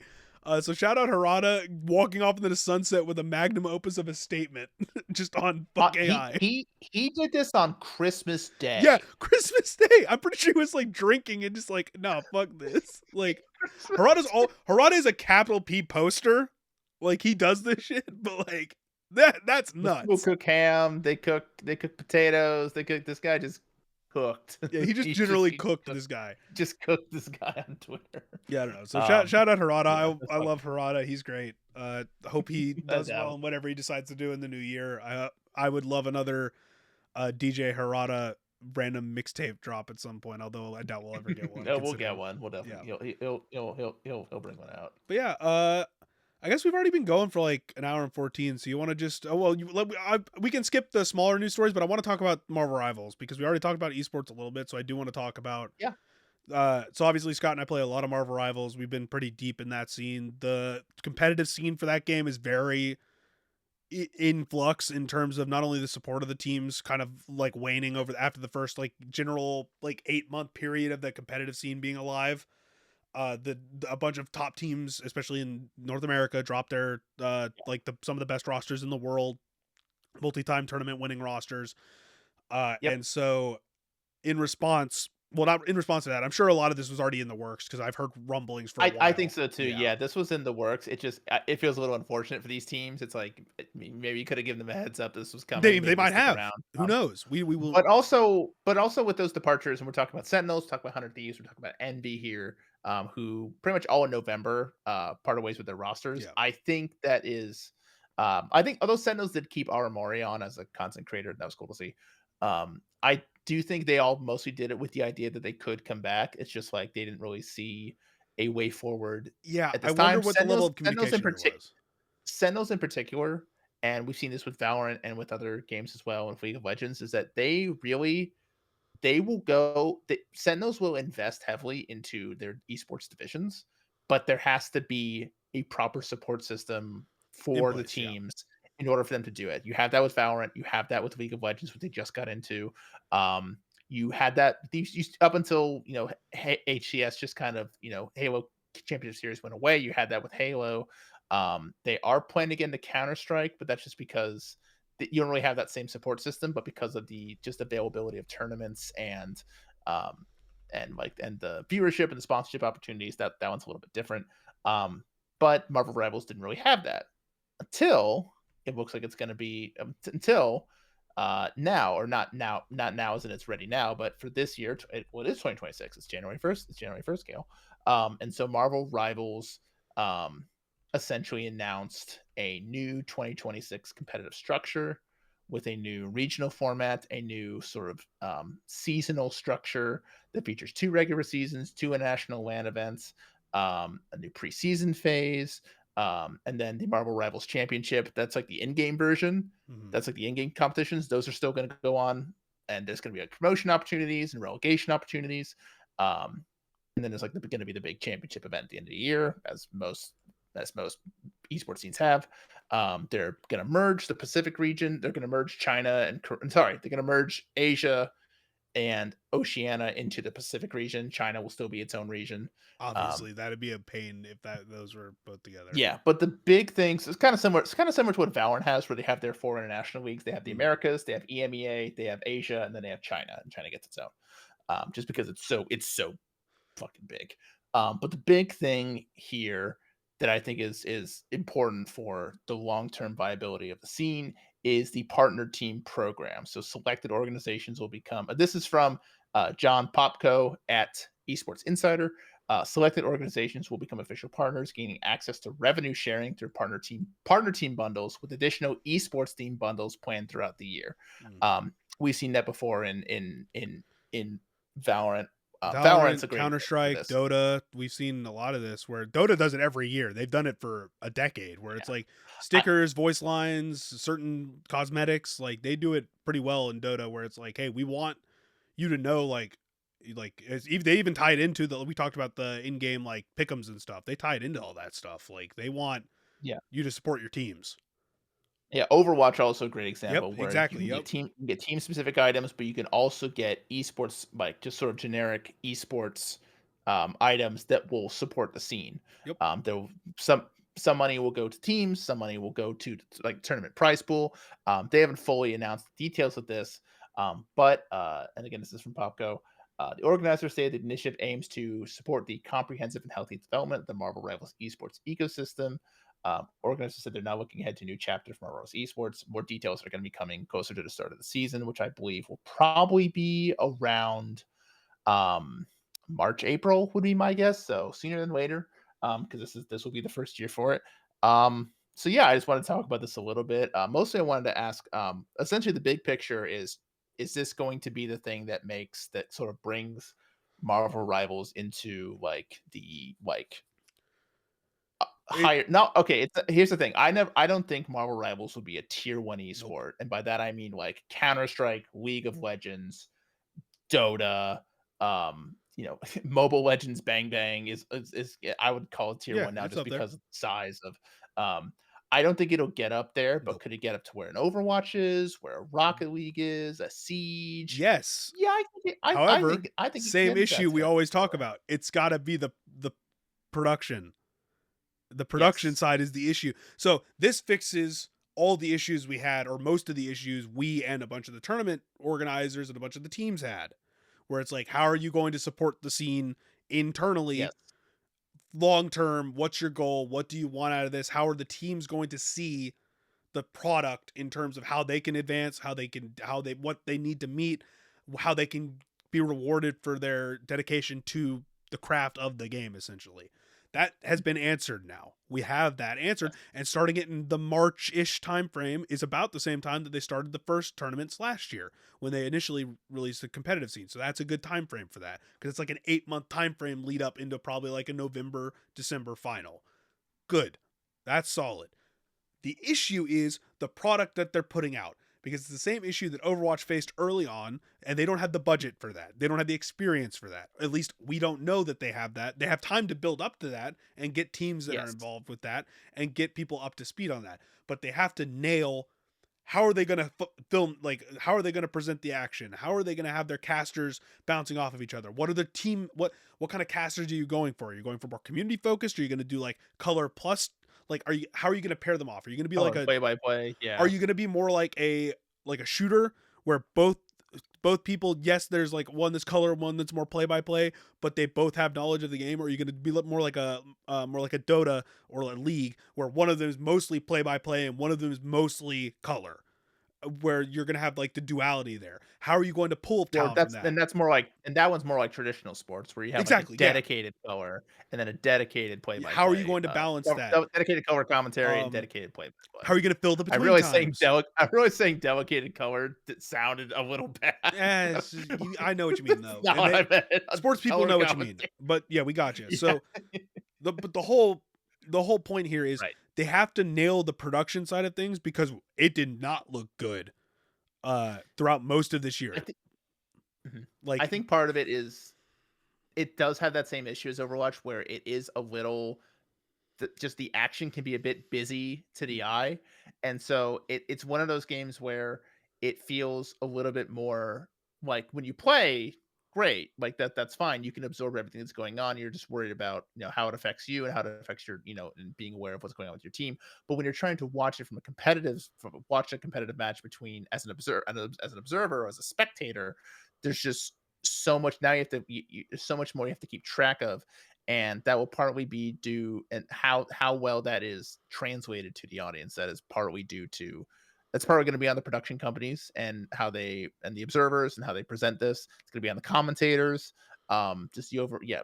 Essentially, it's going to be um it's going to be, I don't want to say hard, but it's going to be because I think the benefit here is that they have an Overwatch that they can look at, and it's God, like almost a decade now. I think we've pretty much close to a decade of Overwatch Overwatch esports will in some be a decade old capacity. this year. Yeah, and so and in esports, kind of became a big thing right away. Yeah. The big criticism about Overwatch esports was they jumped right into the big franchise league way too early before it had time to really get settled. And then obviously the it was kind of like a big reason why the esports bubble got so big because it was attracting such high investments but wasn't making the money. But the excitement for it was there. But there were also the growing pains, and I don't think they really got through those until they made it this big franchise league. Not to say that like production and broadcast were the reasons that the Overwatch League went down. There's a lot of reasons the Overwatch League Yeah. didn't sustain itself. But because you have that huge essentially decade worth of experience to look back on. And you could probably talk to a lot of people who worked on that and have them consult or even work on the product You don't even now. have to go And just probably for have, Overwatch. Like, go get the big, like, go to the yeah, Apex Legends people. Go to yeah. the Rocket I League. I love I love what they do for Apex. I was actually when I was watching some of I'm not a regular Mm, Apex watcher, but because I was doing, working on EWC last year, I was watching some of it during like while that was going on. And I loved that on through like the viewer client, you could go to each individual team that was playing and follow their perspective. And so I was like, this is great if you're a fan of like certain players or certain teams. It's like rather than just watch like one that's bouncing all over the place. It's like I'm a Hundred Thieves, but I'm not actually. I'm saying hypothetically, I'm a Hundred Thieves fan. I want to see how Hundred Thieves does. You can just watch them and follow them throughout the yeah, entire match. I think that's really cool. And obviously, that's not saying that you can't that's do only that in that that, only works but for you can battle learn. royale titles. You go to the battle royale titles that are the messiest, that are the fastest action, that have the messiest action. That would be like the Apex Yeah, Legends. Go to that's Apex Apex. Yeah, Legends. Go to Rocket League.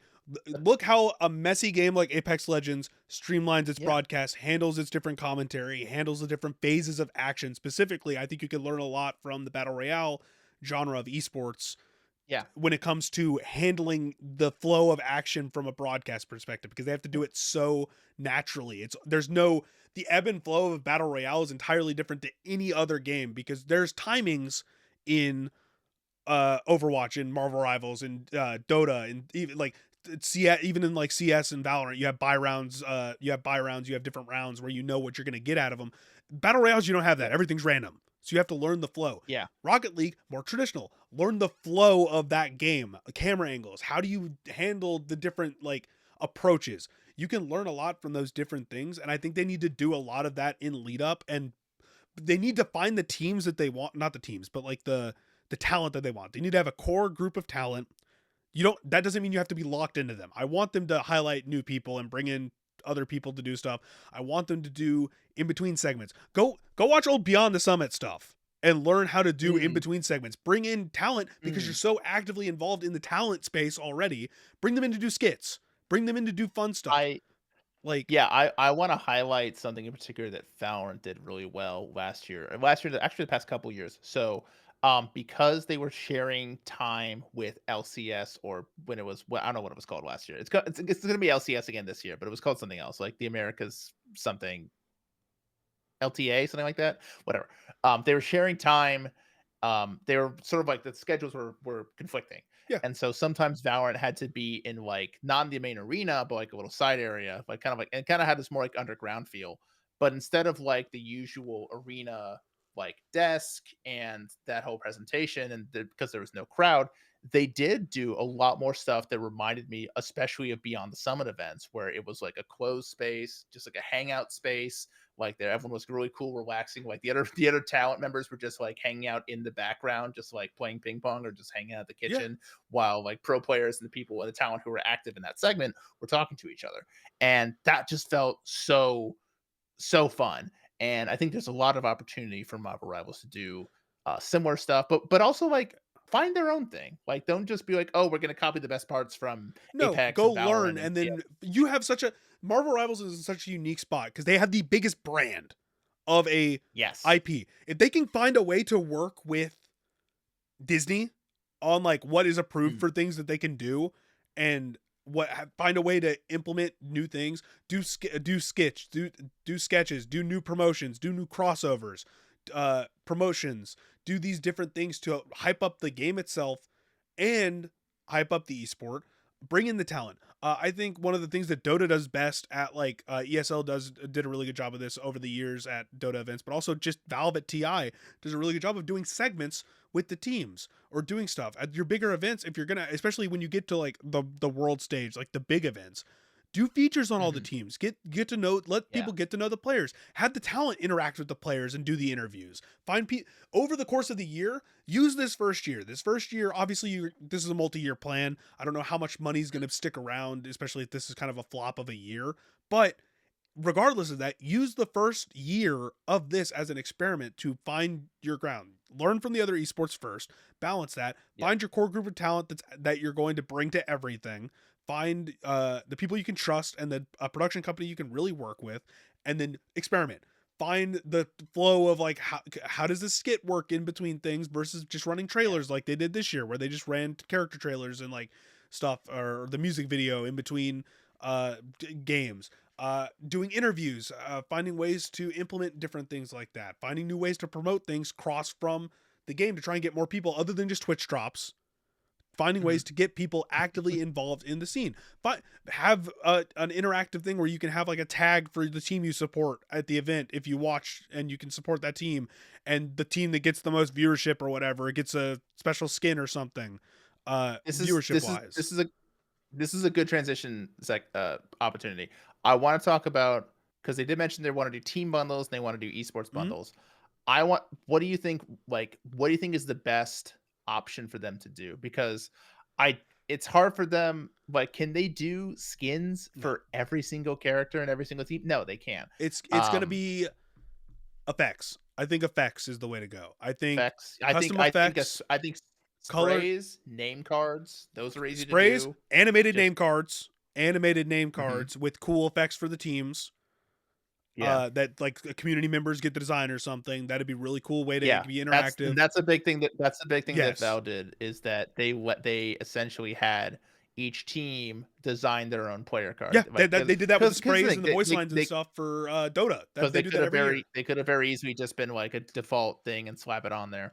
And what they did was for actual weapon skins is they did it just for the classic. And I know people were disappointed they wanted ones for like the Phantom and Vandal rifles, Yeah. but the way but essentially because the classic is just such a common weapon that players use because it's your default pistol. It's the default pistol. Yeah. And so that just made the most sense.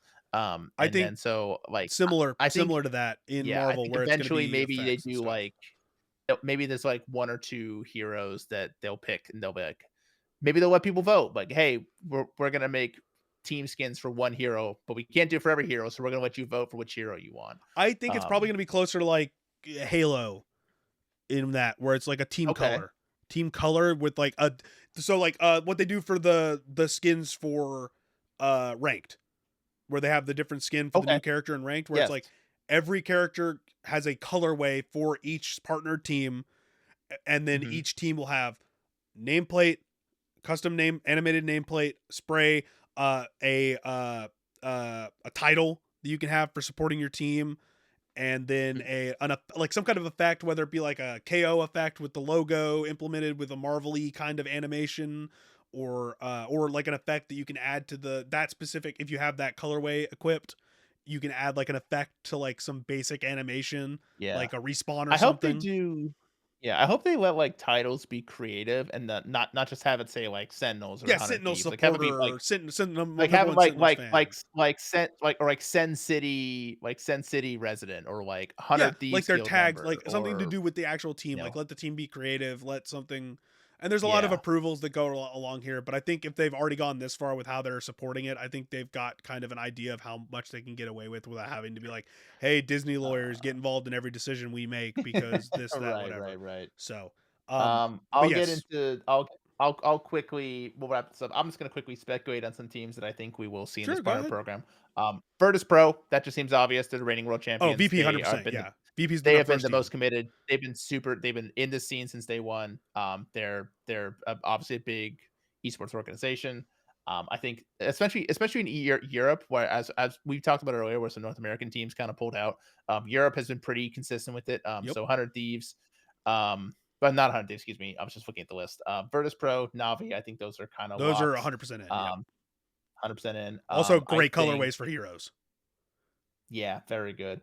FlyQuest, I think so too. Oh yeah, Because that's because I mean I think between the trio of like Sentinels, Hunter Thieves, and Envy, who we saw leave, I think we're gonna get at least one of those back, if not I think we're more. gonna get at least two back with the Yeah. start at the by the Um, start.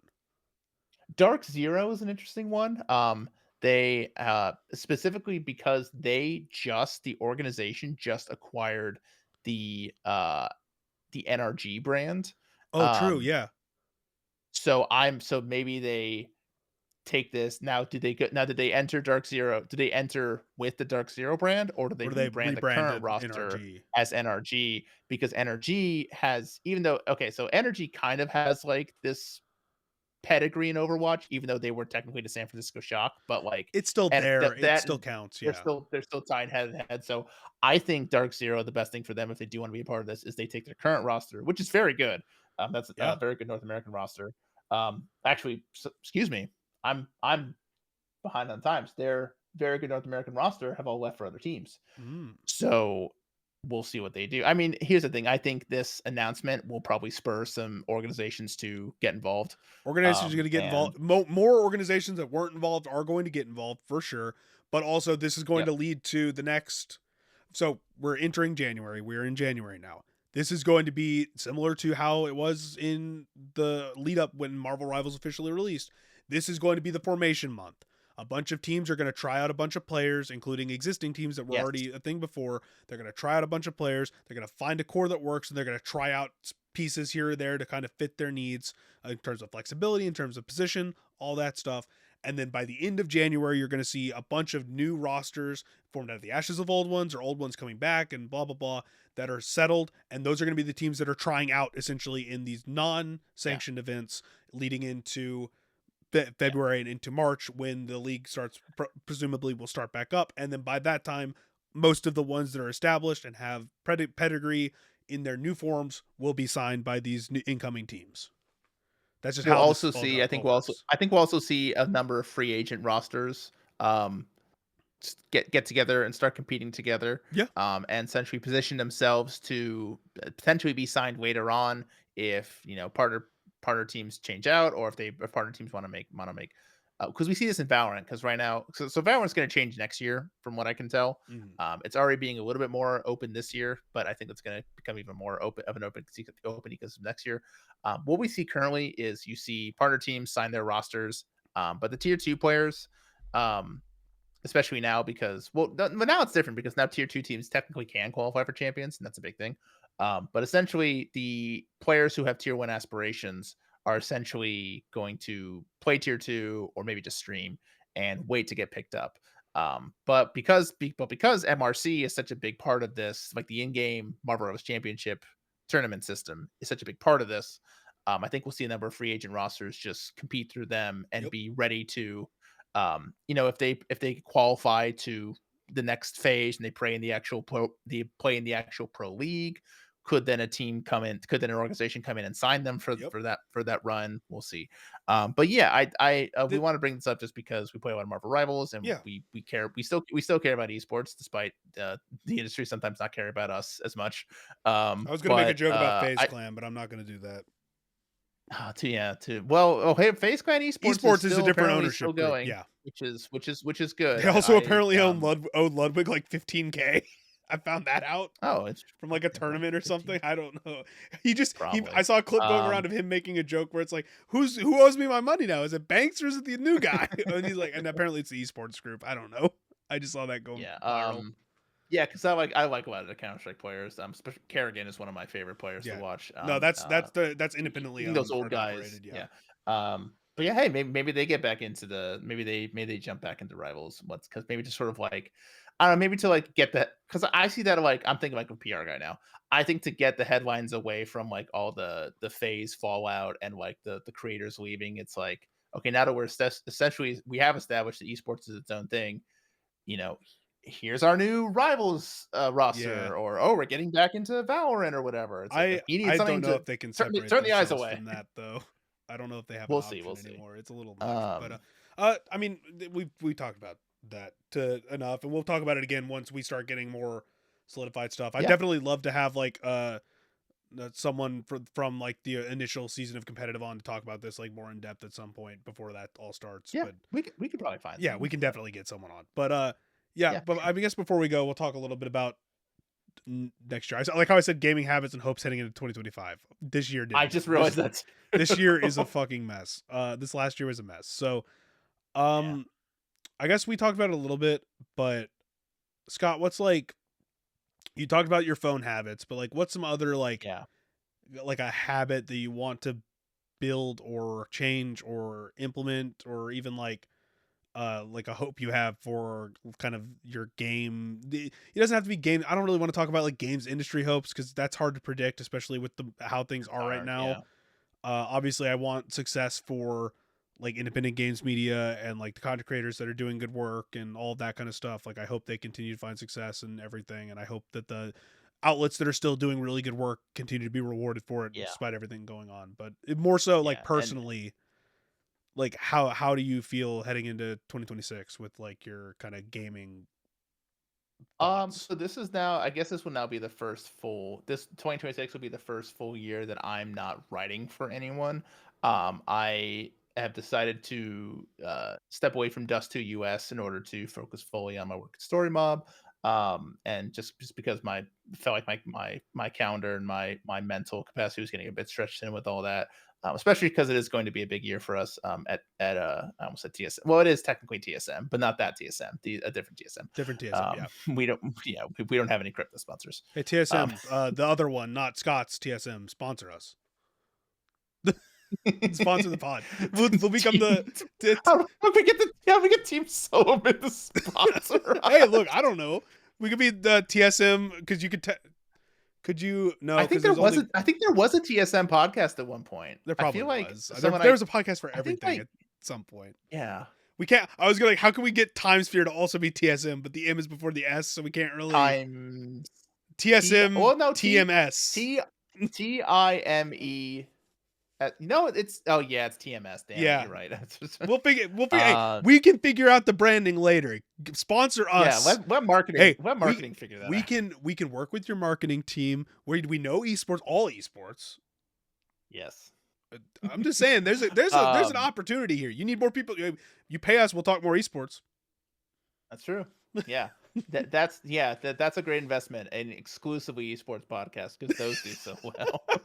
An exclusively Marvel Rivals esports podcast. Now we're cooking with gas. Hey, TSM, you get into Marvel Rivals, and then you sign us, and we'll host a Marvel Rivals podcast. Yeah. Problem solved. Oh yeah. Problem solved. Problem create some new problems. Anyway, uh I think a big so I'm looking forward to this year is if I'm able to cut down on specifically phone time, just mindlessly scrolling through Mm. places like Twitter and TikTok, that it opens up more time and uh, more of my attention span to one, read more books, but also play more games and not just fall back on the ones that I usually play, which are Counter Strike. I mean, we're still gonna play Marvel Rivals because that's our game, and we Yeah. play with friends. That's fun, but yeah, just like I said, I have a list of games I want to play, um, and yeah, I think just trying to be willing to try more things, try to complete more games this time as well. I didn't do complete as much as I want to, and I think just with more time, I think now that I'm fully away from like having to think of games as things I'm playing in order to think of new articles to write or in order to write articles about them, they're just games that I can just enjoy now. So yeah, I think now that I'm fully like away from that, I mean, obviously still working. I mean, obviously I'm still working with games Yeah, journalists and and it's esports useful to media a think lot. like that sometimes. But yeah, like I Yes, get and what you so mean. I don't want to completely like just turn off that part of my brain because it's useful for work. But just being able to enjoy games and not think about what content I need out of them anymore. And this will be my first full year of doing that. So look forward to that. Yeah, I don't know. My How about you? my brain is in all kinds of places because like I don't know what. Let me help you. Let me help you with first one. Okay, I want you to uninstall NBA 2K. okay. Well, I haven't played that in a week, Great, so uninstall well, it. Scott, I paid money for that game. That's true. I paid money for a lot of games that I regret. Yeah. A lot of them are Uh, uninstalled already. I don't know. My like initial gut reaction is like because I don't know where I'm at with like coverage and stuff because but like the only gig I have right now is actually just an esports gig. So I'm writing about like tournaments and like or local scenes for fighting games. So it's like I I'm still going to be writing about games, especially initially. I've got like some stuff coming out post this trip that I'm taking. That's like some older stuff. I'm republishing some stuff that Esports Illustrated now that it's dead in the ground and completely nuked. I'm going to be republishing some stuff that I felt I did that was important that I want Oh out yeah. again. So there's like that element, but again, most of that stuff's like esports or indie games things. I think on the writing side of things for games, it's more like focusing down on games that I care about or games that I want to share a story about or highlight a little bit more. I think I'll probably start doing like a little bit of a, hey, if I don't have like an article to write that week, do like a little newsletter about like some smaller games that I've been playing or whatever to highlight. Like I've been playing Demon School. I got a code for that from the publisher, and that's been a very fun time. And I would like to talk about that, but I don't. I mean, we've talked about how reviews affect how you play games and stuff before. Mm, true. And I didn't sign up. I didn't come into journalism to be a video game critic. I came in from a competitive sports element to cover esports, and the gaming stuff just came as like a side effect, and then eventually Yeah. became one of, if not the main thing, which It I don't it well, mind. oh, it became Yeah, it became you have to do this in order to keep your job. exactly. Yeah, but and I don't mind that because I did like doing even the guides writing. I enjoy It was fun. Yeah, doing. it Yeah, was mostly fun. yeah. So I'm not complaining about that. It's just that I am not inherently a video game critic, so I don't feel the need now that I don't have a place that's asking me to review stuff to go out of my way to give Mm, something a review score and like critically look at it in the view of a review. If I'm going to talk about something, I still want to talk about like elements of that in the same style, but just like, hey, this game's really fun. You should play it if you like this, or you should check it out, like that kind of stuff. So I don't really know what my relationship with games is going to be, just because I don't know what I'm going to be doing for work moving forward. Mainly, I think I'm just kind of done. And I want to have my friend Kazi on to talk about this because we had a whole conversation a couple months ago about the consumption of media and how needing to be current on as many things as possible to avoid either spoilers or to have zeitgeist conversations and all that stuff has really destroyed, or not destroyed, deteriorated how a lot of people consume media. uh and I think that's a big problem in games, not for people that are covering games or doing work on games or that want to be involved in those conversations, but just like, I am not a person that needs to play games that I don't like. If I see a game on my calendar coming out, like when Romeo is Dead Man comes out, if nothing is happening, then I'm gonna play that because I'm a big Suda 51 person. That game's gonna be oh, yeah. weird and crazy, and it's gonna be a Yeah. really good time. And like, That was cool. that game is something that I am going to put on my schedule, and I'm going to have like, I'm going to get this game and I'm going to sit down for a day, like 2 days. And I'm going to play this game and enjoy this game and beat it. Same with like a Pokemon game, or same with like a good RPG that I like, or something like that. Those are different. What I'm talking about is like a, I mean, I don't know, a good example of a new game that's coming out recently, but like if Unbeatable comes out, right? An indie game that a lot of people are really hyped on, and it's not a very long game, but it's got a lot of really cool stuff about it. I don't feel the need to go play that game now, especially since I'm not doing coverage for it. Like, Yeah. I don't think I should be quote unquote penalized in terms of like a public perception because I don't go play the new game that came out 2 weeks As ago soon as it because I'm comes out. doing Correct. that. I want to go play. Like, I'm just like, oh, I got in the mood to play Pokemon Mystery Dungeon, so I go play Mystery Dungeon.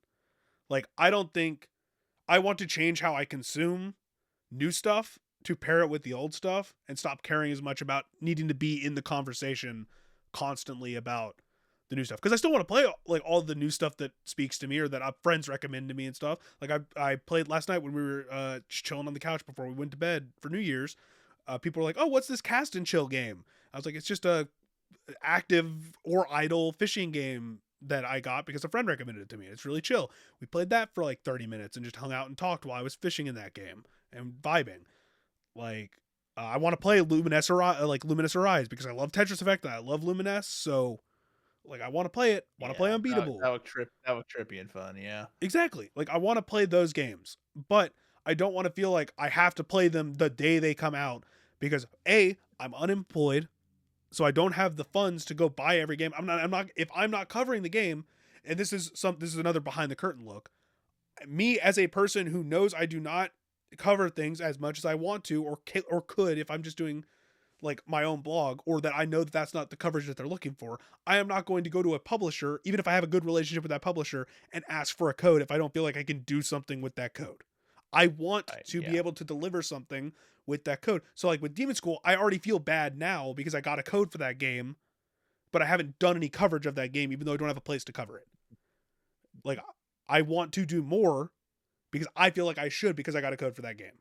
Now that's me.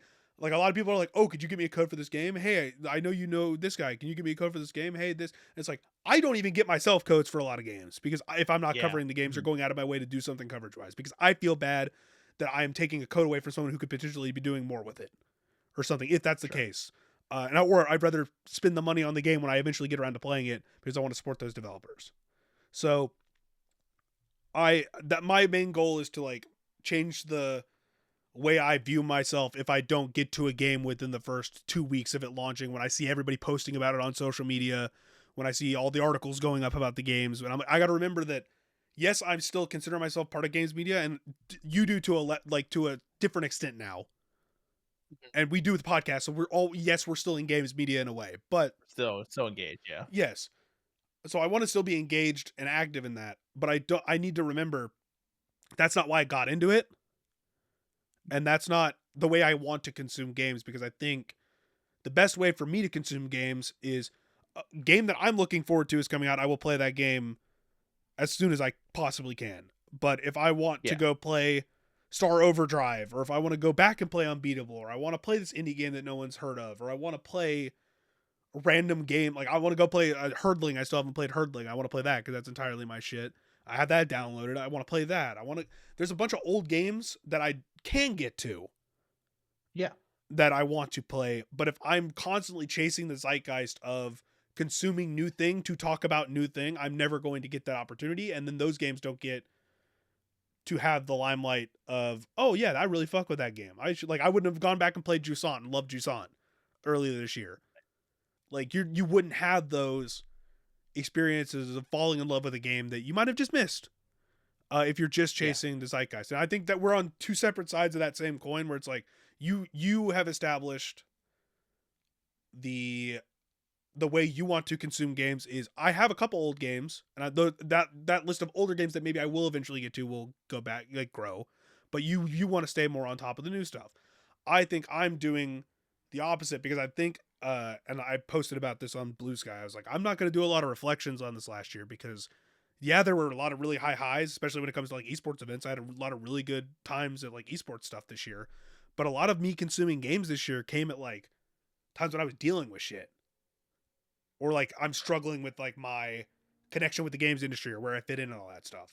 So I feel like where I'm at with new games is that I have to reevaluate where I'm at in totality because Yeah. otherwise I'm going to constantly feel like I'm chasing something that I a didn't want to be when I came into the industry, and b it's not attainable in the current state of the industry. Yeah. So For me, it's more I wanna sort of broaden my experiences and try new genres and do things because I feel like I'm pretty like it's like shooters and sports and like action adventure like games, maybe some RPGs. And I'm not really trying. I'm not playing enough indie games. Not doing you're not playing the genres I smaller usually stuff wouldn't that's a play. little out of your wheelhouse. You're not trying like the stuff that's Yeah, like getting recommended in like a couple circles that eventually become like I mean because Blueprints got a lot of hype when it came out initially. Like it reviewed that's a really great well and example. stuff, Yeah, but a it great was example still from like one that I a missed. relatively small game that was being talked about in specific circles, not like widespread Right. until you start getting into like around when Claire Obscure came out and it's like okay, now it's these two for game of the year for a lot of people and it's like, "Oh, I've never heard of this Blueprints game. What's that?" And then it started picking up conversationally in a wider sense because Claire Obscure started picking up in a wider sense that same kind of talk. So I don't know. It's hard to find a balance. It was hard to find a balance when we were writing about stuff every day, and now it's almost even harder to Sure. find a balance. Like you're balancing yourself out in terms of a new space, you're in the space in a new way, and you're trying to find a new way to balance your intake that way. I'm battling the feeling of like I need to stop chasing what we had when we were covering stuff full time in that way because I don't need to get a code for a game and be playing it the first 3 days. I mean, I literally just got out of like with Pokemon Legends ZA. I it's the first time I haven't written about a Pokemon game at launch since Sword and Shield, and so I had to kick myself out of the habit of taking screenshots while I was playing that game because I was taking screenshots after like specific quests or whatever because I Yeah, that's like oh that's an article or oh bad that's habit. something I Yeah, would bad need to know habit. for reference later. So I finally kicked that habit with that game, and that felt really good. So I want to chase more of that, where it's like pulling myself away from that experience unless I'm specifically working on something, but I'm not working on anything right now. So if I want to write about something, Sure. I'm gonna have to think about it in that way. So it's just that it's like recontextualizing my relationship with games in a way where it's just like I don't feel guilty for not playing something, or I don't feel guilty for not being involved in the conversation. And that goes back to the last like 3 months I have almost entirely pulled out of being on social media. Like I don't post on Twitter Honestly, outside of the podcast. Good for you. Yeah. Well, it's like I post on Twitter basically just for the podcast, or occasionally when I'm on there looking at a sports thing and I see someone that I know and I respond to them. Blue Sky is I usually get on it twice a day. I usually get on it once in the morning just to kind of scroll and see if there's any big news going on in the morning. And then I get on when I'm watching sports at night and kind of scroll, maybe interact with some people, retweet some art or whatever, or when I'm posting the podcast or sharing stuff specifically. So, and my Instagram has always been just me posting to my story. I never post images, and I DM people on there. And those are the only social medias I use. I don't use Facebook. I don't use TikTok. I don't use anything else. So and pulling back from social media has really helped me have more time to do other things. So I think you doing that, pulling back from your phone usage, is really going to help you kind of find a new space of time to do these other things. I will say the one caveat there is don't fall into my rabbit hole of using that time to then go down YouTube rabbit holes instead, or like research rabbit holes instead of playing or reading something that you can actually get done. Because I do that. Well, I still think that's better than just mindlessly scrolling. It is, but absolutely. Yeah, if I'm going down a Wikipedia rabbit hole of like some random topic that I'm looking up, at least I'm learning something. But yeah, precisely. Yeah, I don't know. It's a whole thing. So, chat, I think we'll call it there. Happy New Year. Thanks for sticking with us through a very mixed scheduled 2025. We will continue. Let us know your gaming resolutions. Yeah, to drop your like the habits you want to form or the habits you want to kick down below for your gaming kind of just everything 2025. Hopefully you guys can get some good games in. Hopefully you got some good games for the holidays if you do exchange gifts. And hopefully we another resolution will just be because these aren't really resolutions, but hopefully one of our resolutions will be to continue trying to post as frequently as possible instead of taking. If you don't see us by the end of February, who knows what happened? But I don't think we're gonna drop off the face of the earth at the end of January again. For another try not to 6 months. Yeah, who knows? God willing. So, all right. Well, enjoy your 2026, and we'll catch you next week. Bye, everyone.